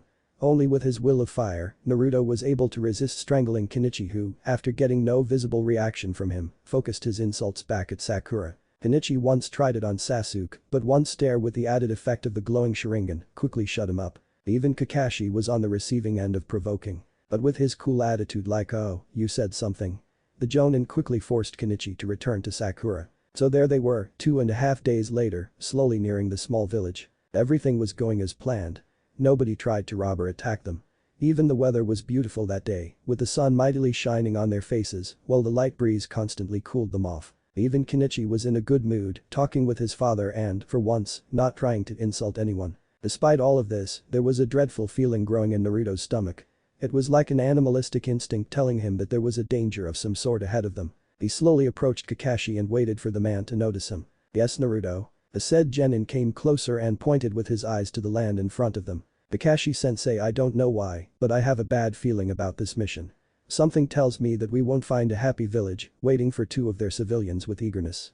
On the contrary, it's as if something bad happened to them. I'm sorry if I sound like a crazy person," but he stopped with his open mouth when Kakashi shook his head. "It's not just you, Naruto. Unfortunately, I feel the same. The country around us feels dead. No, I must correct myself. It reeks of death. I think you're right, and what we'll see won't be pretty. Be cautious and inform Sasuke and Sakura too," Kakashi whispered, trying not to be heard by their clients. Naruto immediately slowed down and reached his two teammates to report the news. As he expected, Sakura was oblivious to the feeling, while Sasuke admitted to being nervous for some unknown reason. When the outskirts of the village were visible, Naruto felt a growl in his mind. "What is it, Kyuubi?" The nine-tailed beast growled again. "Death." Naruto widened his eyes at that and, cursing his own luck, he sped up, passing Kakashi and leaving the rest of the team behind. "No. Naruto. Shit." Kakashi tried to unsuccessfully stop his student. "Sasuke. Sakura. Remember the formation, there's trouble ahead. Tread with caution. Kenichi-san, keep yourselves between me and those two and, whatever happens, don't leave that position." Kakashi yelled at the rest of his team. Sakura gulped and nodded along with Sasuke who, for once, wasn't eager for a fight. However, Kakashi's yell managed to freak out their clients who started to run, trying to get to the village as fast as they could. Now cursing heavily, Kakashi sped up and arrived before the rest, only a moment after Naruto did. "Warning. Blood and gore ahead." What the hell is this? Naruto fell on his knees, ghostly pale at the sight he would remember for the rest of his life. Kakashi was at loss for words. "Kakashi-sensei, what happened?" Sasuke and Sakura stopped next to their sensei, but the question in their eyes died as soon as they turned to see the village. Or what was left of it. One could tell that it must have been a very nice and pleasant town once. If only you could see what was under the countless dead bodies scattered all around. It was truly a horrific sight, seeing chopped legs hanging from nearby trees, arms lying on the roofs full of blown holes, and eyeless heads impaled on short sticks, just aimlessly rolling on the ground. Those heads that were lucky enough to have their eyeballs still intact were prey to the flock of crows that were cackling loudly, adding to the dead atmosphere. It took them only a moment, but all of the genin had to turn around. Never in their life have they vomited as hard as that day. "Kakashi-san, is every no. Mira. My." Seeing the death all around him, Tenichi screamed and ran to the distant house. "Wait. Tenichi-san." Kakashi cursed and hastily turned to his students. "Stay here, don't move one step. I'm going after him." In an instant, the jonin was away. No way. Naruto glanced behind him to see Kenichi falling on his knees, vomiting just as hard as he did moments before. The blonde turned to Sakura and wanted to say something, but his mouth were tightly shut. She wouldn't even hear him. The Konoha Kunoichi was shaking terribly, tears rapidly falling from her eyes. Naruto himself was in shock, so seeing Sasuke suddenly crouch next to Sakura and turn her over so that she would look to his eyes didn't even faze him. He only broke out of his stupor when Sasuke whispered something to the pincat and patted her on the back. What Sasuke said wasn't meant for his ears, but it worked, and Sakura suddenly hugged the last Uchiha, crying on his shoulder. Unusually, Sasuke returned the hug and looked only slightly uncomfortable. He caught Naruto's eyes and nodded to him, pointing at Sakura with his eyes. Naruto nodded back and silently thanked him. "I'll have to thank him later," was the only coherent thought in Naruto's mind. Gulping heavily, he disregarded Kakashi's orders and walked around a bit, trying to look for any survivors. Every fiber in his body was feeling sick at the view he was offered. The villagers must have been dead for a few days, as crows weren't the only animals that came there. Fleas were buzzing above the dead, torn bodies, occasionally landing on some of them. Naruto cursed when his foot sank into the ground. With disgust, he pulled it out and almost had to vomit again. The ground was so soaked with blood, it practically became a red mud. The finishing line for Naruto was when he found the still whole bodies of a bunch of women. Even if they were dirty from the blood and the mud, even if they were partially clothed, one thing was obvious from the first glance. The women in this village weren't murdered by any kind of weapon or jutsu. They were raped to death. A chill creeped into his very bones at that piece of information, and Naruto had to try really hard not to let Kyuubi's chakra influence him.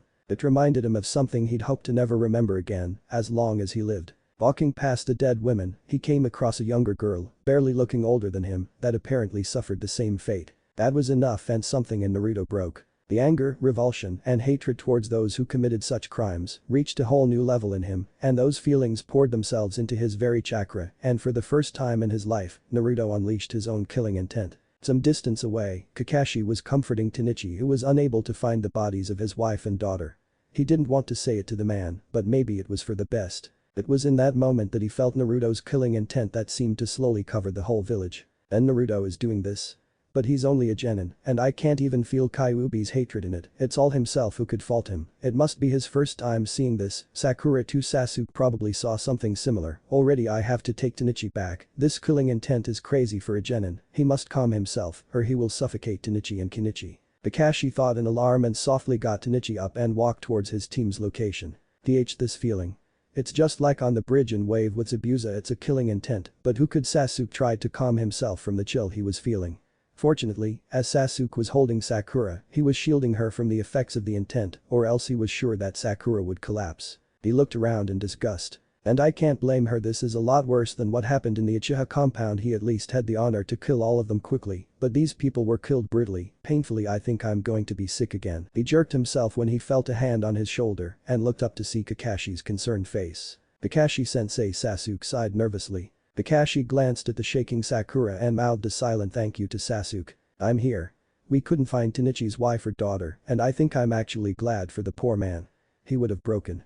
I think that he should stay with his son for the moment. Wait, where is Naruto? A sudden fear crawled into his eyes. Sasuke widened his eyes and glanced at his right where he saw Naruto last time. I don't know. He was here just a minute ago. Kakashi cursed and stared at Sasuke. I'm going to look for him. In the meantime, continue to do what you're doing and keep an eye out for those two behind you. I don't think that those who did this are still here, but after he pointed to the dead bodies to emphasize his point. We can't be too sure. I'll be back with Naruto soon. He continued and waited for Sasuke to nod. After that, he vanished in an instant. With Naruto, animals, they're animals. How could a human being do something like that just for what? Fun? Even revenge like this is too much. Naruto was jumping through the forest, leaving footmarks on tree branches as he was pumping his whole body with too much chakra. He was furious. It didn't help that the images that he just saw reminded him of some of his own memories of such barbarism. For the sake of those who did it, he hoped that they were long gone. Otherwise, he was fully prepared to do terrible things to them. Unfortunately, he came across something even more vile. Half a mile away from the village. Looky here, don't I have a nice scarf? It's so warm. A woman covered in blood and mud was grinning crazily at a motionless body of a little boy. Said boy had his eyes widened to their limits and his mouth was opened in a scream that had died few moments ago from the mixture of agonizing pain, fear and shock. He was completely nude and tied to a dinner table, the woman that talked to him hovering slightly above his belly with a bloody knife and even more bloody hands. She was shaking terribly. Maybe from shock. Maybe from the insanity that was present in her eyes. She plunged her hand into the deep wound she'd made on the boy's body and sighed in content. Ah, you're so warm, almost like your sister was. Oh my god. Naruto arrived just in time to see the woman pulling out her hand, full of the boy's innards. He hunched over and vomited again. When he wiped his mouth and looked closer, he had to take a step back. Are those intestines that she's wearing as a scarf? He thought numbly. The woman hadn't noticed him and just circled around the table, giving Naruto a view of the two small bodies that were with her in the room. Naruto froze and started to shake. His eyes filled themselves with tears. His veins filled themselves with rage. And his killing intent returned with such force that the woman had to stop walking. His face expressionless, he walked forward, barely registering the blood-soaked floor. The scene before him was even worse than the one he saw in the center of the village. A small frame of a girl, younger than him, was lying on the bed, fully naked, which he couldn't even notice. The reason was simple. She was bloody to the point where no spot on her body was clean. Her face was twisted in agony at what she must have felt from the obvious marks of torture she had on herself. Her small body was covered with cuts and gashes, some of the skin on her arms was missing, and a huge hole was present at the place where her belly button should have been. However, the worst part was something else. It was a thick wooden stick that was plunged into her genitalia so deep that the tip was visible through the hole in her belly. If he'd had any food left in his stomach, Naruto was sure that it would already be spitted out. A small movement caught his attention and he turned around to see the last breath of the boy on the table. He was still alive. He thought in horror and his rage intensified. But the swift movement, he kicked the woman out of the small cabin and followed her flying body. Outside he watched as she slowly got up, laughing madly. I'll have another nice scarf. Naruto grimaced in disgust and clenched his fists. I don't know your circumstances or anything, but after what you've done, you don't deserve to live. He quietly snapped at the woman and flashed to her with his right fist, aiming at her torso. When he made contact with the woman, her torso suddenly exploded in a shower of blood. But the gaping hole in her chest, the crazy woman gurgled and fell on the ground, dead before her body hit it. Naruto flinched when he opened his palm and watched as the wounds in it started to heal, thanks to Kyuubi. He suddenly spoke to his tenant in a numb voice. You know, Kyuubi, in moments like these I can almost understand your hatred towards the human race. We really are savages in fancy clothes, animals in disguise. A small growl answered him. What do you want me to say, brat? That you're wrong? No, someone that would turn on his own race and do such despicable things to them is not worthy of living. I am the Kyuubi, a nine-tailed fox. I hate the human race and I enjoy killing humans. I hate animals and I enjoy killing them too. I am the embodiment of hate and destruction. I even hate some of my fellow Biju and would gladly beat them down, and I would enjoy it. But every action I do is swift and precise. I don't torture others for my pleasure, that's something that is reserved for humans. Naruto laughed hollowly. Do you want to know the funny part? I believe that you are less of a monster than some people. He averted his gaze from the woman's dead body with a repulsed scowl. It seems that my promise to Haku will take a long time to accomplish. Damn, kid. You're brutal. Naruto widened his eyes at the foreign voice coming from behind him. Very slowly he reached to his pouch and twisted around to face the newcomer with a kunai already in his hand. Who are you? He yelled instantly. Well, if you, the unknown person, suddenly screamed and her face twisted itself in anger. That confused Naruto, and the only thing he was able to notice before he had to dodge incoming kunai was a forehead protector, and he quietly cursed. The person in front of him was a shinobi. A shinobi from a Wagakure. End of chapter 3. Chapter 4, Genin vs Chunin, a turning point. Disclaimer. I do not own Naruto. Normal speech, inner speech thoughts, Kyuubi-tailed beast speech. Why does this keep happening to me? I mean, is it too much to ask for a week without any kind of misfortune? Naruto thought anxiously and rolled to the right, barely avoiding a barrage of kunai, courtesy of the Iwa shinobi. Said opponent watched Naruto dodge his kunai and cursed in dissatisfaction. Stay still, you bastard. The kunoichi yelled after the retreating figure of the blonde. Hearing that nonsense, Naruto absent-mindedly turned around in midair. Sure, just calm down and we're good. He retorted and had to wince when a kunai nicked his shoulder and drew the first blood of this fight. In response, he hastily took out his own set of kunai and threw them at the closing kunoichi, trying to buy some time. From the corner of his eye, he could see that it didn't even slow her down as the kunoichi ricocheted from a tree branch and jumped above his kunai, all the while closing up on him. Damn it. Naruto cursed and prepared to unseal his gravity seals. As he put his hands together to form a hand seal, he noticed that they were trembling. Seems I'm still not used to K-killing. His voice in his mind stuttered, and for a moment, the feeling of tearing a hole in that deranged woman with his own fist entered his mind and made his legs feel weak. High release. Fire Dragon Jutsu. His carelessness cost him, and he gave the kunoichi just enough time to finish her hand seals for the jutsu. Having no time to counter it, Naruto used Kawarimi to switch with a nearby piece of wood and ended up crashing into a tree. When the Iwa kunoichi noticed that the only thing her fire dragon was turning into ash was a piece of wood, she cursed and, after flashing through the same set of hand seals, she sent another fire dragon at Naruto's new location. Meanwhile, Naruto somewhat shook off his surprise from crashing into a tree and, this time, he noticed the fire jutsu flying at him in time. I can't believe I messed up a simple Kawarimi figures, I haven't been practicing it at all. Remembering Kakashi's words about elemental affinities and about the weak and strong points of each element, he hastily formed his hand seals and punched the ground below him. Earth release. Earth shore return jutsu. The moderately strong-looking wall of earth erected itself just before the fire jutsu arrived. Behind it, Naruto sighed in relief but wasted no time. He quickly formed a single shadow clone and left it behind the wall while he, the original, quietly disappeared. You dare use an earth jutsu in front of an Iwa shinobi? Are you trying to mock me, descendant of the yellow flash of Konoha? The kunoichi screamed and, with a roar, she jumped from the tree branch and plummeted down with her fist extended forward. Naruto's clone sensed the danger and rolled from his cover, watching as the kunoichi shattered it with her fist alone. What crazy strength, the original Naruto thought from his hiding. His clone was thinking the same and hesitated a little before entering a taijutsu stance and engaging the kunoichi into a furious battle of punches and swipes. Naruto was carefully watching the exchange and tried to analyze the kunoichi as much as he was able to.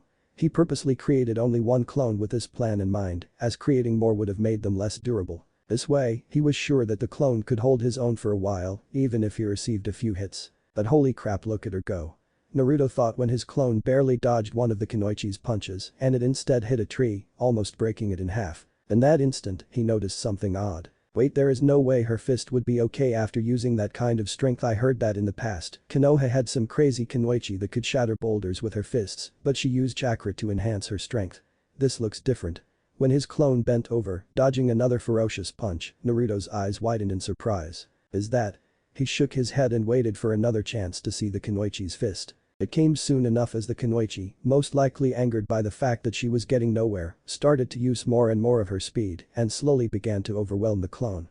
It took her a few more moments, but then she spun around and hit the clone with her fist in the middle of his chest, sending him crashing into a tree where he exploded into smoke. That left her surprised enough for the real Naruto to observe her fist. I see she somehow coated her fist with rock and that probably shields her from harm, all the while increasing her punching power. If she manages to hit me with it, I'll be in a lot of trouble. He glanced at his hands that were slowly stopping the shaking and formed a seal. Gravity seals. Release. He whispered and felt the weight from his limbs disappear. Waiting for the right moment, when the kunoichi was showing him her back, he shot from his hiding, aiming a kick at her head. In the last second, she spun around and blocked his attempt, however, she widened her eyes when she was pushed back a bit. Damn, her reaction time is amazing. Naruto thought and, using her right shoulder, he jumped back, creating a small distance between them. The kunoichi massaged her forearm, where a small bruise was already forming. That was a nice trick for a piece of Konoha scum. She pointed behind her, to the slowly disappearing smoke from his clone. His analysis telling him not to underestimate the kunoichi, Naruto didn't dare to even nod and kept his open eyes glued on her. From the way you talk, I guess you don't care about our villages being neutral, huh? He asked casually, looking out for any sign of her trying to attack. The kunoichi narrowed her eyes and slowly raised her hands, creating a guard. That's right, I don't care. The old man can punish me as much as he wants to, but when there is a descendant of the yellow flash in front of me, I just can't let them go. She replied and started to slowly circle around Naruto. Watching her movements carefully, Naruto suppressed the urge to sigh. I see, so you are willing to create an international incident just because of your hate. I thought you were older, more mature than I am, but I can see the truth now. It wasn't his intention to provoke her, but the words just came out. Just because of your hate.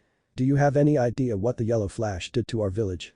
She yelled at him and closed the distance between them, aiming a punch at his jaw. Naruto was prepared and sidestepped the attack. The kunoichi ended up breaking a thin tree in two halves, making Naruto sweat a little, yet he couldn't stop himself from saying more. I do. I read about what happened during the Shinobi War. That is most likely what you did too, so you can't just tell me that since I wasn't there, I can't understand. You two weren't even alive when the war happened. So you only know what happened from what you were told or from what you read. She slowly turned around and sent a murderous glare at Naruto, who took a step back. Shut up. What do you know? You know nothing about the pain and suffering that the war brought our village. All the people that died in it. It cost us more than it did to other villages. We lost it and nobody would trade with us, nobody would give us any missions. We lost most of our shinobi and were easy prey to everybody else. She prepared to use a jutsu when she heard an unbelieving snort. You dare to laugh? Naruto looked her in the eyes. Do not misunderstand. I can never laugh about suffering, nor about the pain. However, you are even more of a child than I thought you were. Are you really that kind of person who thinks that after you started a war, you expected that nothing would happen in case you lost? Don't you know your own history? It was your village who started the conflict with our village. We lost many shinobi too. Children lost their fathers, their mothers. Mothers lost their sons, fathers lost their daughters. Men lost their wives, women lost their husbands. Boys lost their sisters, girls lost their brothers. Or you thought that you were the only one who suffered. It was an outright provocation on his part, but he somehow knew that this was the only way to get through to her. The kunoichi growled and flashed through her hand seals. High release. Great fireball jutsu. Naruto put his hands together and created another clone who instantly threw him into the air whilst receiving the fire jutsu head on. From the air, Naruto spotted the piece of wood behind the kunoichi and quickly used kawarimi, replacing himself with it. From behind her, Naruto tried to kick her legs, but once again, she reacted almost immediately and jumped above his attempt. She landed nearby, glaring daggers at him. Why is she using fire jutsu only? Naruto wondered. He had to leave that thought for later, as the kunoichi threw a set of kunai at him. Naruto rolled to the side and cursed when she threw the second set with only a second-long delay. Getting irritated with the kunai, Naruto punched the ground and created another wall to protect himself. Earth release. Earth shore return jutsu. He sighed, but then a voice called out to him from behind him. I told you, are you trying to mock me with earth jutsu? Naruto tried to quickly turn around, only to receive a vicious kick into his gut that sent him crashing through his own wall. He painfully landed on the ground, rolling until he came to stop near a small tree. Damn, clutching his abdomen, Naruto coughed and shakily stood up. Still standing. Good, it would be a disappointment for the descendant of the yellow flash to go down so easily. From the corner of his eye, Naruto noticed the Kunoichi jump into the air as she was trying to drop kick him. I've had enough of this. He growled and stretched his hands in front of him. He gathered his chakra and yelled. Wind release. Great breakthrough. A sudden gush of wind hit the Kunoichi head-on and sent her sailing through the air where she stayed for a few seconds before falling through tree branches where Naruto couldn't see her. Creating a moment of peace with his technique, Naruto took a deep breath, trying to ease up the pain he was still feeling in his gut from the kick earlier. After 2 more breaths, he heard the snapping of a branch and looked up to see the Kunoichi slowly walking towards him. A little banged up, the Kunoichi appeared to be mostly unharmed and she was staring at Naruto with an indescribable expression. That was a wind jutsu, she said, narrowing her eyes. It was. Naruto confirmed with a nod. Interesting. She grinned a little, surprising Naruto for a moment. Like I said, it would be no fun if the descendant of the yellow flash of Konoha went down so easily. She added when she saw the confusion written all over his face. Suddenly crouching down, she put her palm on the ground. Earth release. Earth flow spears jutsu. When dozens of spikes started to shoot out from the ground, Naruto widened his eyes and hastily created another shadow clone that threw him in the air. She's really dangerous. Come on, Yellow Flash's descendant, show me what you've got. She yelled and jumped high so that she would be at the same height as him as she sent a shuriken at him. With the help of another shadow clone, Naruto evaded the shuriken and grabbed it just as it was passing him. Using the momentum of it, he threw the shuriken back at the Kunoichi, who punched it from below with her rock-coated fist just as it was approaching her, redirecting it. You continue to claim that I am the Yellow Flash's descendant, while I am. He sent a kunai at her which she dodged. He used it for Kawarimi and reappeared behind her, immediately trying to kick her. Not. Unfortunately for him, he miscalculated and appeared a bit too much behind her, and his kick barely connected with her back, grazing her with the sole of his sandal. Not again. Naruto cursed while the Kunoichi turned around after realizing that her opponent was behind her and struck him with her fist. In a rare moment of luck for Naruto, she did it without the rock coating, so he was able to guard himself quite well. Still, the raw power behind the punch sent him plummeting to the ground. In the last moment, Naruto managed to spin around and gathered his chakra. Wind release. Gale Palm Jutsu. The pressure of the technique managed to slow him down, allowing him to roll after landing so that he could escape any major injury. When he came to a stop, he slowly stood up and looked at his palms contemplatively. Wow, it felt like I was floating for a second there. That could be useful. Ha. Hearing a yell, the blonde glanced up and hastily jumped backwards, barely avoiding the Kunoichi's super punch that created a small crater in the ground. He winced when stone shards from the impact cut up his thigh, making him bleed. The Kunoichi noticed the opening and built up her chakra. High release. Fire Dragon Jutsu. This time, Naruto was too late and couldn't escape the attack. He cried out in pain when he attempted to jump away, only to get his leg burnt. Glancing at it, he noticed that while the fire did enough damage, it also cauterized the wound on his thigh. Yeah, be optimistic Naruto, you can beat her. You've been doing so great so far. He thought bitterly and ducked under a sharp kick. I need some breathing space. Naruto knew that unlike him, the Kunoichi was still perfectly fine, while he was slowly getting overwhelmed. When the Kunoichi prepared to jump at him again, he quickly reached into his pocket and took out a few smoke bombs, throwing them on the ground right after that. With the cloud of smoke in place, he created a dozen shadow clones and jumped to the bushes behind him while the Kunoichi jumped backwards, coughing lightly. Running away? She called out snidely. A dozen Narutos jumping from the smoke cloud answered her simultaneously. Not a chance. She clicked her tongue in irritation and got into a defensive position when the clones jumped at her with a resolute yell. Hidden from sight, Naruto cut off the burnt clothes from his leg and, reaching into his pocket again, he took out a bandage and a small vial full of yellow liquid. He poured a small amount of it on his burnt leg, hissing in pain a little as the liquid touched his scorched skin and covered it with a bandage. Feeling the healing effects of the liquid, coupled with a healing factor from the Kyuubi kick-in, he sighed in content. He glanced over to see 10 of his clones still attacking the Kunoichi. Truthfully, running away doesn't seem like a bad idea. She's good, better and stronger than I am. I guess I'm not on the chunin level yet. Naruto rubbed his jaw. What to do? I mean, I could run away, but somehow, I don't want to. This is the perfect opportunity to test myself. Even if I'm not at the chunin level, I can hold her off for a while, at least until Kakashi-sensei arrives, which I'm sure of. He must have felt the fight. But Kakashi, where is he? I swear he has a knack for getting into trouble. Kakashi muttered and took a look around. For the past few minutes he has been trying to locate Naruto's current location, or at least some clue that could help him with it, but so far he's had no luck. Feeling a headache coming, he stopped everything he has been doing and took a simple deep breath. Think. Where would you go if you were Naruto? It took him only a minute to realize that it wouldn't work. Impossible. Naruto is unpredictable. There is no way I could think of anything remotely close to what he's thinking. No, he glanced to his right and noticed a broken branch. Something about it caught his attention. He couldn't place the feeling, but it was as if he was missing something. If I can't predict what he would do, I have to predict what mess he would most likely fall into. Rubbing the branch between his fingers, he looked to the north with a worried look on his face. We are extremely close to the land of Earth, so there is a risk that we could come across an Iowa shinobi. If they noticed Naruto's appearance, they would connect the dots. Their hatred for Sensei is still quite strong, and Naruto's similarity with him is uncanny. So Naruto gets spotted by an Iowa shinobi, and since he's alone, he gets attacked. The branch cracked and split into 3 pieces, and Kakashi frowned. And since this is Naruto I'm thinking about, he most likely wouldn't have escaped. Instead he would try to fight them. A cold sweat appeared on his forehead just thinking about the possibility of that scenario happening. He noticed a small cabin nearby that was giving off a bad vibe. Crap, I have to hurry. I was Kunoichi, where is he? She thought and ducked under a hard kick. The Kunoichi was slowly getting annoyed by being forced to fight off the Naruto clones.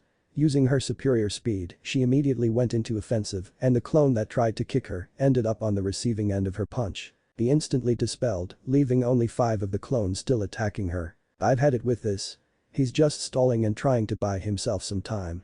She snapped and punched the ground below her, creating a small shockwave, just strong enough to force the clones to lose their balance. Despite the irritation she was feeling, the Kunoichi smirked. However, it was clever of him. For a piece of Konoha scum, he isn't that bad. He's not rushing at me instantly, he uses his head and tries to come up with some strategies. Her grin faltered a little and, seeing that the nearest clone still wasn't guarding himself, she dispelled him with an uppercut to the jaw. Even when I'm thinking it, it makes my blood boil. How can a mere genin keep up with me?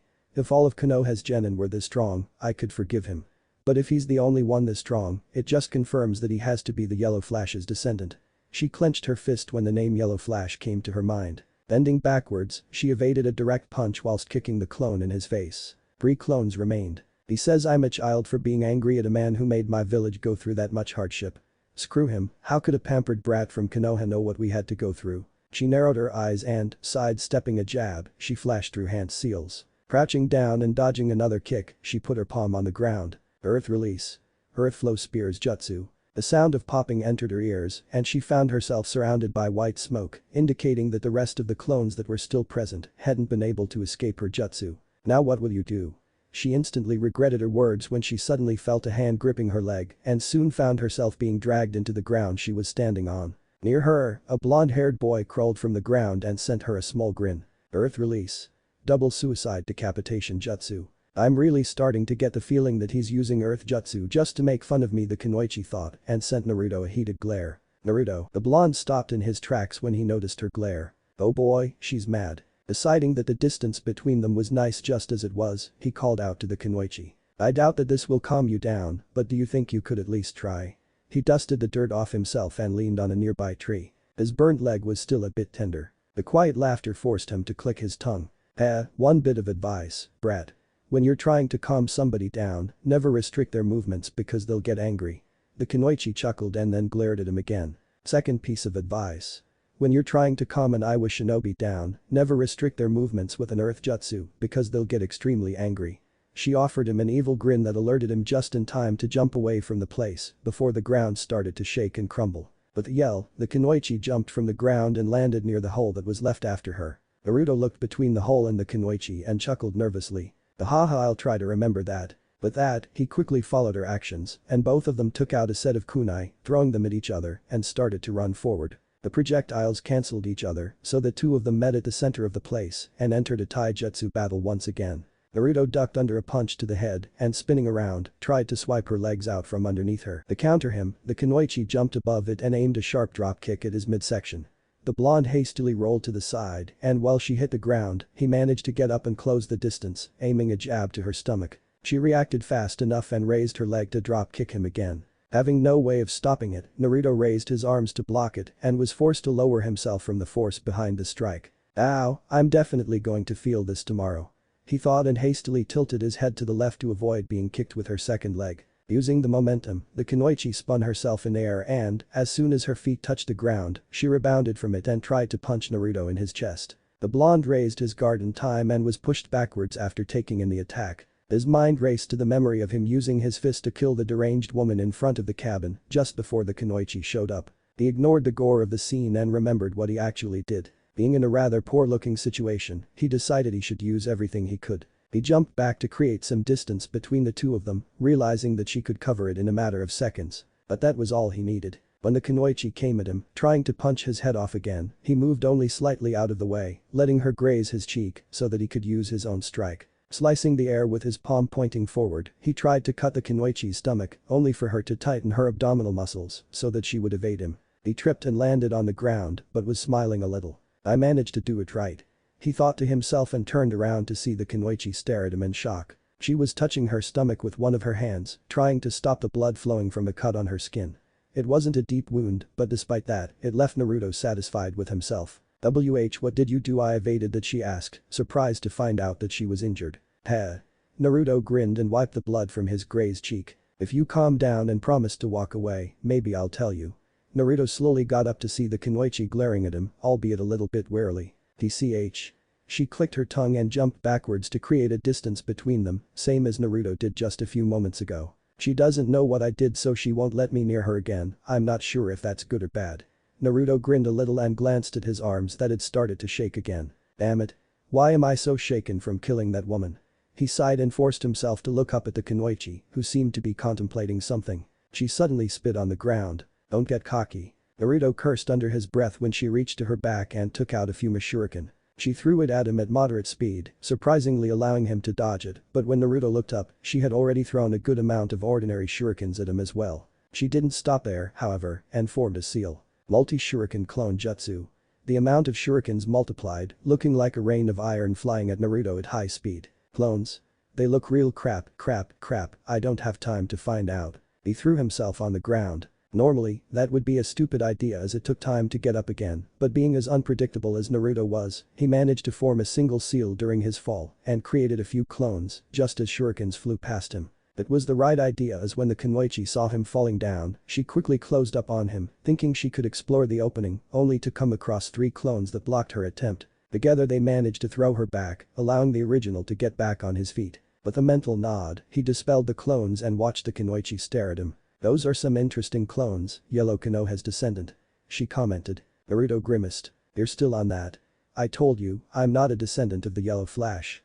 I'm an orphan and I grew up in the orphanage. The Hokage told me that my parents were merchants from another village but got killed in Konoha after I was born. He lied a little. Well, it's what old man told me when I first asked about my parents, so it's not a complete lie. After all, I still don't have solid proof for my theory, only scraps and bits. Naruto added in his mind. The kunoichi growled. I don't believe you. She replied through gritted teeth. Oh come on. Naruto yelled out in frustration and furiously scratched his head. His outburst seemed to surprise the kunoichi, but she was still looking at him suspiciously. What is your name then? If you're not the Yellow Flash's descendant, you should be able to tell me that without a problem, right? Names are a dangerous tool, why should I tell you mine when you don't tell me yours? He blurted out without thinking and immediately after that slapped his forehead. I had a perfect opportunity to end this fight, and I had to be cheeky at exactly that moment. I'm like a badly written character from a story. Naruto regretted his action and carefully glanced at the kunoichi, praying that she would take it calmly. The tick mark on her forehead was a bad sign, and Naruto cursed when he recognized the hand seal she was flashing through. This is a dangerous situation, but I guess I could try to use this when I'm not in a calm environment. Naruto flashed through the same hand seals, took a deep breath, and pushed his chakra in his throat. He finished his jutsu just a second after the kunoichi. High release. Great fireball jutsu. High release. Great fireball jutsu. To Naruto's surprise, he managed to finally use the jutsu and watched as his own fireball collided with the kunoichi's. The kunoichi just stared at Naruto and his fireball in disbelief. He can use 3 elements. She whispered in surprise. Both fireballs met in the air, the collision creating an explosion, blinding and heating them with its intensity, burning the grass to a crisp and scorching the ground black. Kakashi, as he was jumping through the trees, Kakashi was coming across more and more signs of a battle that must have taken place just minutes before he arrived at the scene. I was right, he must be fighting somebody.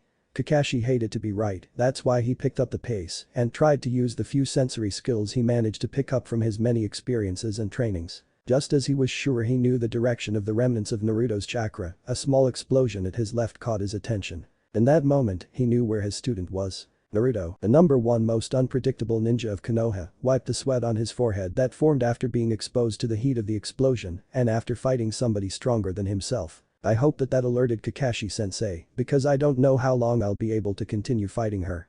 I'm slowly getting tired. It seems that I managed to raise my stats using gravity seals, but my body is not used to moving without them, so many complications. I thought that it would be easier, just like in the manga. Naruto sighed and got into a defensive stance, waiting for an inevitable attack. It never came. Instead, after the smoke from the explosion cleared, he saw the Kunoichi staring directly at him. What is it?" he asked, confused by her actions. She looked like she wanted to say something before stopping herself from doing so and tilting her head to the side. Sighing heavily, she opened her mouth. "Kuretsuchi, my name is Kuretsuchi." That surprised Naruto, and he narrowed his eyes. Looking at her for a full minute, he finally responded. "I'm Naruto. Uzumaki Naruto." "Uzumaki?" She widened her eyes at the name, but then she turned her head to the right and clicked her tongue. Glancing back at Naruto, she nodded to him, surprisingly calm. "That's an interesting name," she stated and turned around before jumping into the trees. Seeing her actually retreating, Naruto was momentarily stunned. Almost out of his sight, Kuretsuchi stopped on a tree branch and slightly turned her head to glance at Naruto. She touched her stomach and showed him her bloody fingers. "I hope we'll meet again, Uzumaki Naruto." Before he completely lost her, Naruto could swear he saw a grin on her face that confused him greatly. When he was left alone, he slowly backed away and, when his back touched a tree trunk, he leaned on it and slid down. "Aw man, I'm beat," he declared and let his arms fall to the ground. His eyes closed, Naruto slowly breathed, taking the air in with his nose and allowed himself to relax for a moment. He contemplated about the fight that just ended, about what he managed to observe from it. "My progress has been nice these past few weeks, but there is still so much I need to learn, so much I need to master." His mind brought him the memory of his usage of the body replacement technique and he cringed. "Man, I screwed it up badly." Now I know what Kakashi-sensei meant when he said that the difference between the chunin and the jonin, or between the chunin and the genin, is not just about your skills in taijutsu, genjutsu or ninjutsu. The amount of experience needed to advance is something else. It doesn't matter as much whether I can use my techniques during the training if I can't use them in a fight. He glanced at his dirty hands. "I need more missions before I can even think about becoming a chunin. I have to perfect my basic skills even more. I'm actually glad that the chunin exams got postponed. It gives me plenty of time to get on the level I need to be." When somebody landed just a few meters from where he was half sitting half lying, he jumped from surprise. It was Kakashi. "Damn, Kakashi-sensei. Don't do that, you almost gave me a heart attack," Naruto muttered and sighed deeply. With a single jump, Kakashi appeared next to Naruto and took in the blonde's appearance. He sighed even more deeply than his student and sat down next to him. "So? Want to tell me what happened after I explicitly told you not to wander through the village alone?" Naruto cringed a little at the sharp tone, but when he looked up, he saw Kakashi shaking his head. "Really now I always claim that my students are my soldiers, but you're still my responsibility and if you got yourself killed, I'd more than a bit angry, you know." Naruto sent him an apologetic look. "Sorry sensei, but when I saw those bodies I just snapped." "You saw it too, didn't you? Whoever did this didn't just kill those women and children, he trailed off and angrily clenched his fists. Watching the emotions flow in his student's eyes, Kakashi couldn't restrain himself and sighed again. "Yeah, I saw. If I knew that this mission could end like this, I never would have taken it. It was still too early for you to see it. On the other hand, when I took a good look at Sakura and Sasuke, maybe it'll do more good than I could hope it would." Kakashi said and rubbed his forehead. When Naruto remained silent, he sighed again. "You're probably wondering who could have done something like that, huh?" Without waiting for a response, Kakashi continued. "I won't tell you that you'll never see something like this again. The world is full of different kinds of people. Some are kind and forgiving, some are greedy and arrogant, but there are also sick, deranged and plain evil ones. Just remember what happened to Haku when she was little. What you have to realize is that you cannot simply judge somebody by their actions. Some may be worth saving, even if what they do would probably make your stomach turn. I'll always remember what Haku told Mayumi, I should forgive those who did this or those who did those things to Haku." Naruto raised his voice and glared at Kakashi, who raised his hands in defense. Calm down. I never said that. I just don't want you to judge people too rashly, that's all. Besides, those who did this are already dead." That made Naruto widen his eyes. "What? How can you be so sure?" Kakashi pointed to the southwest. "When I was looking for you, I came across a burnt area with human remains and, from the tools scattered around it, I'd say that it was the place where a group of thugs had been burned. It also had the signs of being done by a shinobi. Since I could detect the use of earth jutsu, it was probably a group of Iwa shinobi that did it." So Kuretsuchi must have been a part of that group and she stayed behind for some reason. Naruto thought and hadn't noticed Kakashi's gaze. Not to mention that I came across a small cabin where I found a dead woman in front of it. Do you know anything about it? Kakashi asked casually, turning his head to the side, purposely not looking at Naruto who shifted himself a bit. Yeah, I found the cabin and found that woman inside. Doinch. She was doing something unforgivable, so you killed her. Kakashi finished for his student and noticed that the blonde's hands trembled a little. Yes. Kakashi clicked his tongue and put his hand on Naruto's shoulder, making him jerk. It's nothing to be ashamed of, Naruto. I saw what was inside of that cabin and you did the right thing.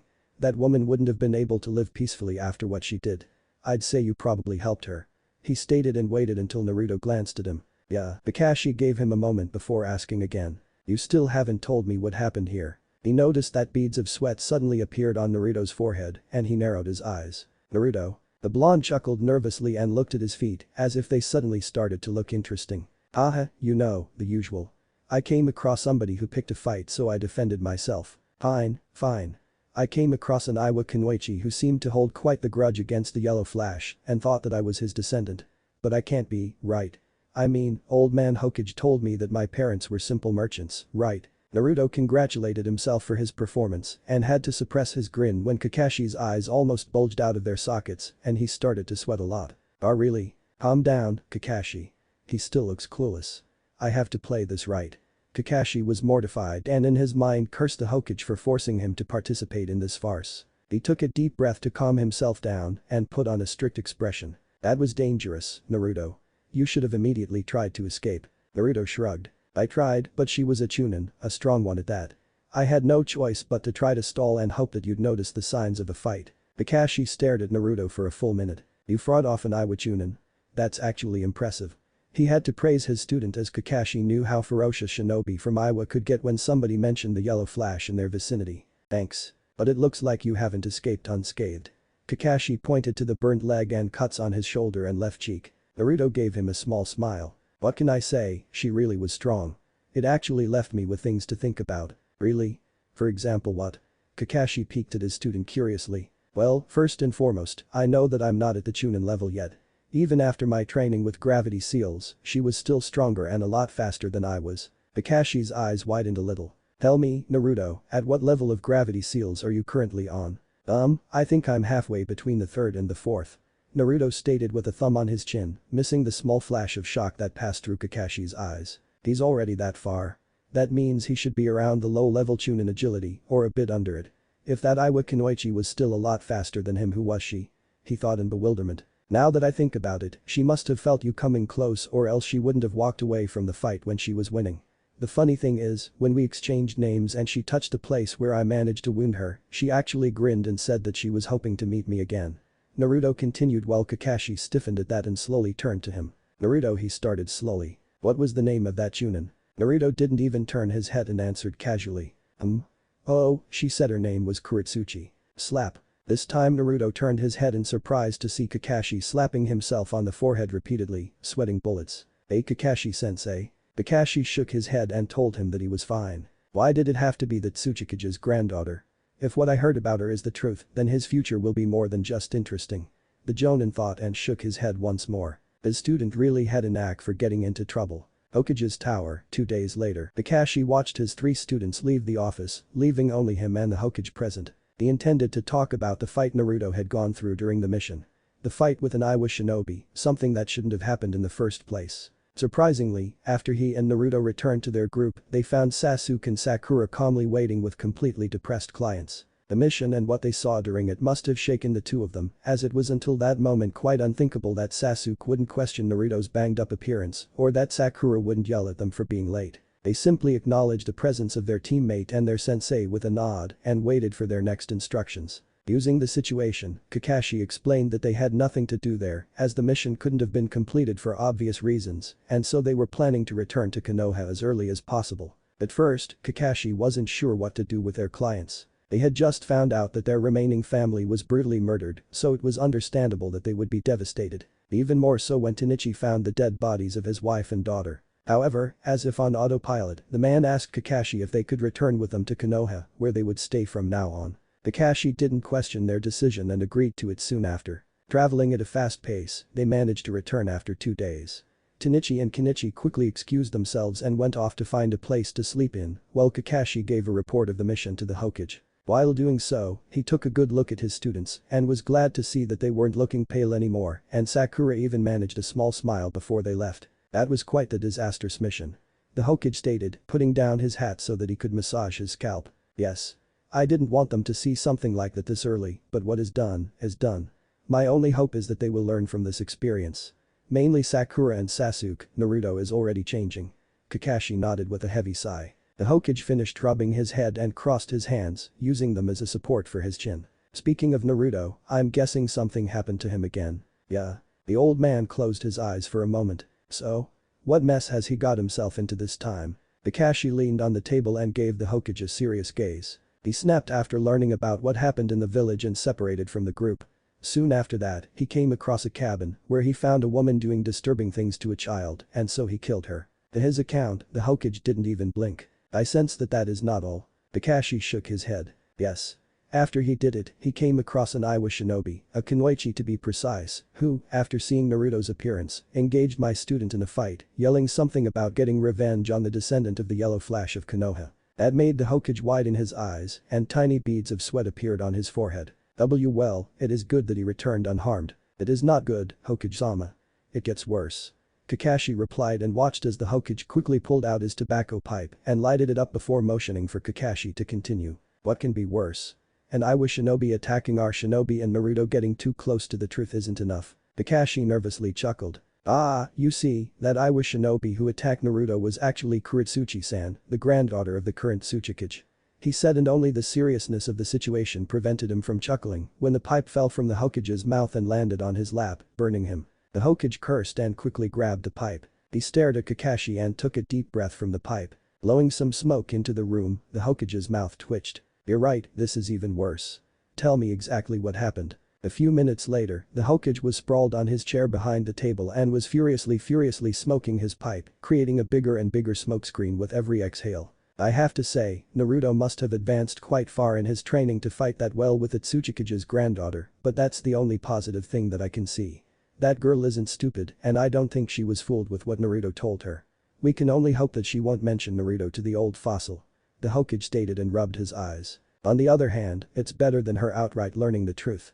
From what I heard, she would have probably tried to kill him, and well, I don't need to say more. Kakashi stared at his highest commander and clenched his jaw. Sir, isn't this enough evidence to show that we have to tell Naruto the truth?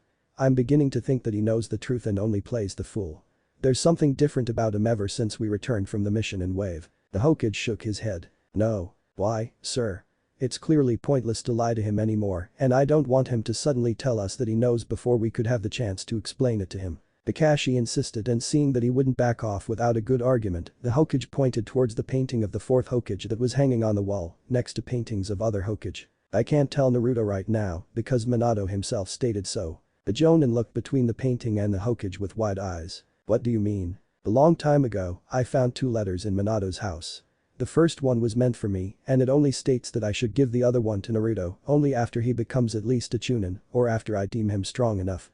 He wanted to be the one who would tell Naruto the truth, even if it was through a letter. Since I wanted to respect Minato's wishes, I vowed to give this letter to Naruto after he becomes a chunin, and until that day, in case he would ask about his parents, I would simply lie.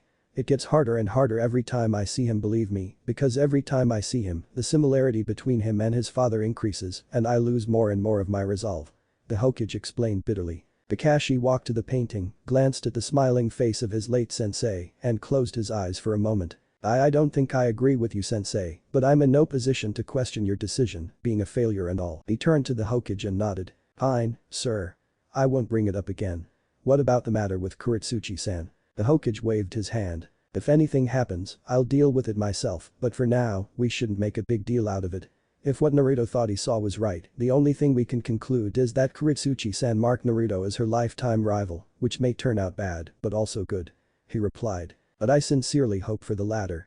He added in his mind and tiredly dismissed Kakashi. Sasuke, a raven-haired boy, walked to the Uchiha compound, looking pensive. Ever since he came across the scene of carnage during his latest mission, in his mind the memories of a similar incident came back to him. Most of the Konoha shinobi knew what happened during the Uchiha massacre, knew what the boy had witnessed, with the exception of most of the genin. They lived in ignorance. Yes, they were taught about the Uchiha massacre, it was a huge incident after all, and it left the children in the academy with a sense of admiration for the last Uchiha. He hated it. He hated it with all of his heart. Why should they admire him? He was a failure of an Uchiha, incapable of stopping the one who carried out the massacre. They told him that he was just a kid at that time, that he'd had no chance to do so against the elite shinobi who did it. It didn't matter to Sasuke. All of their petty reasons were just excuses for his own incompetence. When it happened, Sasuke was barely 9 years old.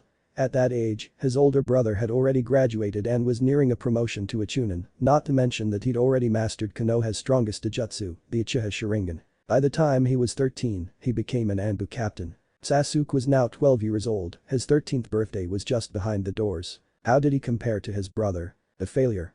He thought bitterly and kicked the dirt in irritation. He was only a genin, with a slight chance of becoming a chunin soon after his birthday, when the chunin exams were supposed to take place. In no way was he trying to undermine his own abilities. He thought of himself as quite a strong genin. However, every time his ego was threatening to become too inflated, a picture of his brother, clad in his Anbu clothes came into his mind and made him realize that, compared to him, he was still nothing. That was mainly the reason why he hated most of his classmates. They were able to smile, to laugh, to socialize without any worry about their own beings, about their future. Nobody at the academy could teach them just how much the real world sucked. Nor could they teach them just how dangerous real missions could be. His own Team 7 witnessed this in their mission in Wave Country. DSCH. Sasuke clicked his tongue and looked up when he realized he'd already arrived at the compound. During that mission, he'd almost died. Not almost died. He corrected himself. It was only thanks to his opponent being too kind that he survived. Because of that, he pushed himself in his training even harder. He trained his newly acquired Sharingan so that he would get more and more used to it, but it was a slow progress. During that mission, he also created his own opinions about his teammates. He'd heard about Kakashi Haddock before, but seeing him in action was something else. Begrudgingly, he had to admit that his Jonin sensei was strong. Sasuke may have appeared to others to be arrogant, and he actually was. But stupidity and arrogance are two different things and he was no fool. Kakashi had the Sharingan and was able to use it amazingly well for a non-Uchiha. His jutsu arsenal was admirable, his taijutsu was swift and, combining all of this together, he was a foe to look out for. Yet Sasuke didn't ask him for help. He wanted to become strong on his own. Maybe I am a fool after all. He wondered and shook his head. He would ask Kakashi for some training tips first thing tomorrow. It was time to swallow his pride. He remembered Sakura Haruno from his classes in the academy. With Ino Yamanaka, the two of them were the so-called banshees of the academy, as their bickering and yelling could be heard all around the school. Both of them also always tried to sit next to him, tried to talk to him or ask him on dates. Fangirls. Sasuke summed it up simply. It was his first impression of Sakura. Seeing her in action during the wave mission only cemented his opinion on her. He walked to his room and changed his clothes for the clean ones, still deep in thought. It was only 2 days ago that he noticed something different in her. She was still a fangirl to him, but after seeing the harsh reality of the shinobi life and the real world in general during their last mission, he could see the change in her eyes. The wave mission wasn't enough to change her as it ended happily. This time, the impact was stronger, more raw, and it did its job. Good for her. Sasuke wasn't cruel, but he was glad that Sakura broke down in tears, as in the end, it helped her immensely. Now, she might become an actual shinobi. His last teammate, Naruto, was a different thing. Thinking about him only brought Sasuke a massive headache. What happened to the dope?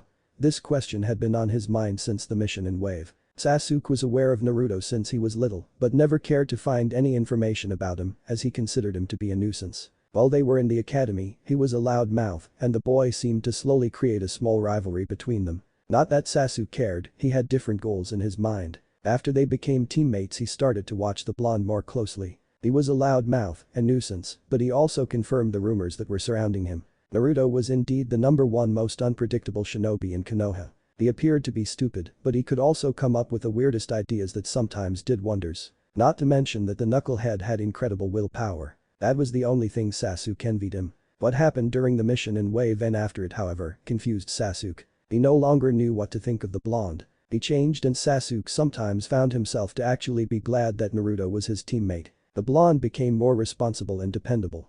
They could occasionally exchange a few words without creating a tense atmosphere. He actually managed to force Sasuke to crack a smile. Yeah, maybe he's not that bad, we'll see.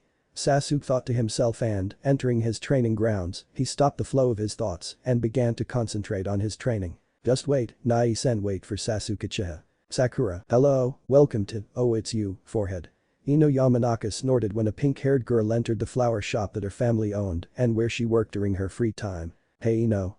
Sakura replied neutrally. She wasn't in the mood for bickering, which flower girl immediately noticed. What's up?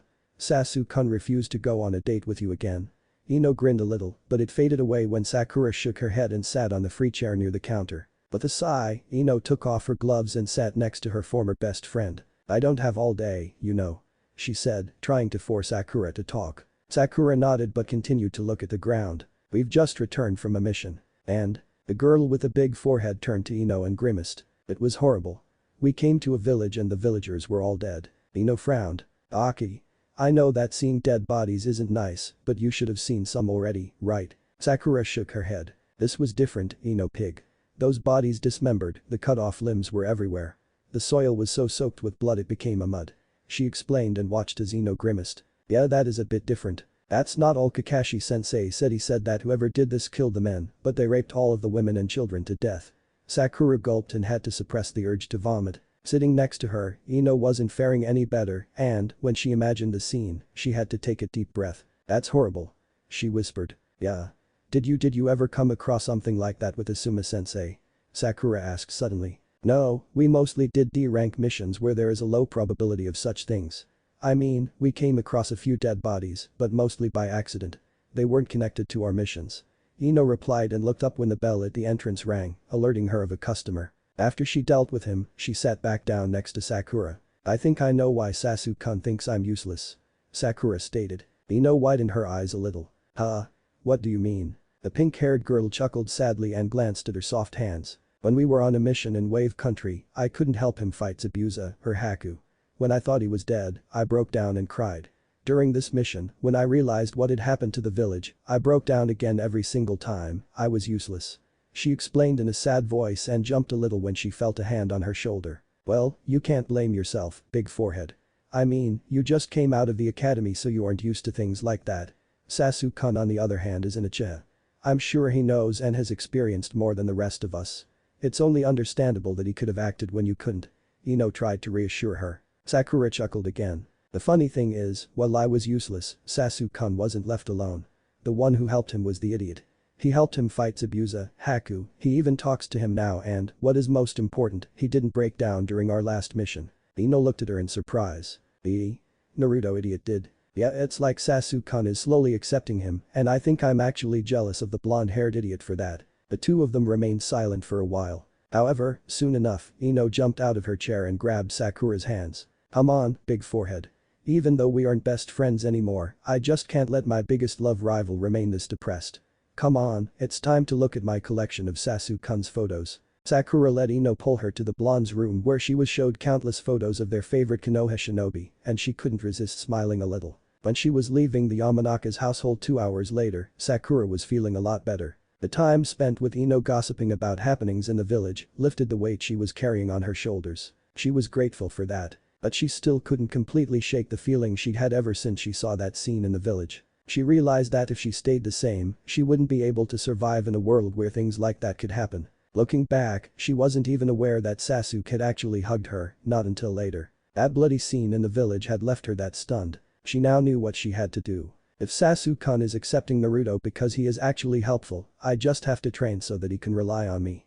That way I can win his heart for sure. She almost had the right reason, but alas, in the maiden's heart, love is always in first place. End of chapter 4. What if Naruto mastered Kurama chakra before chunin exams? Thanks for watching my video till the end. If you enjoy this content, then do consider subscribing to my channel and leave a like if you guys need the next part, comment down, and thanks for watching the video and see you guys in the next video.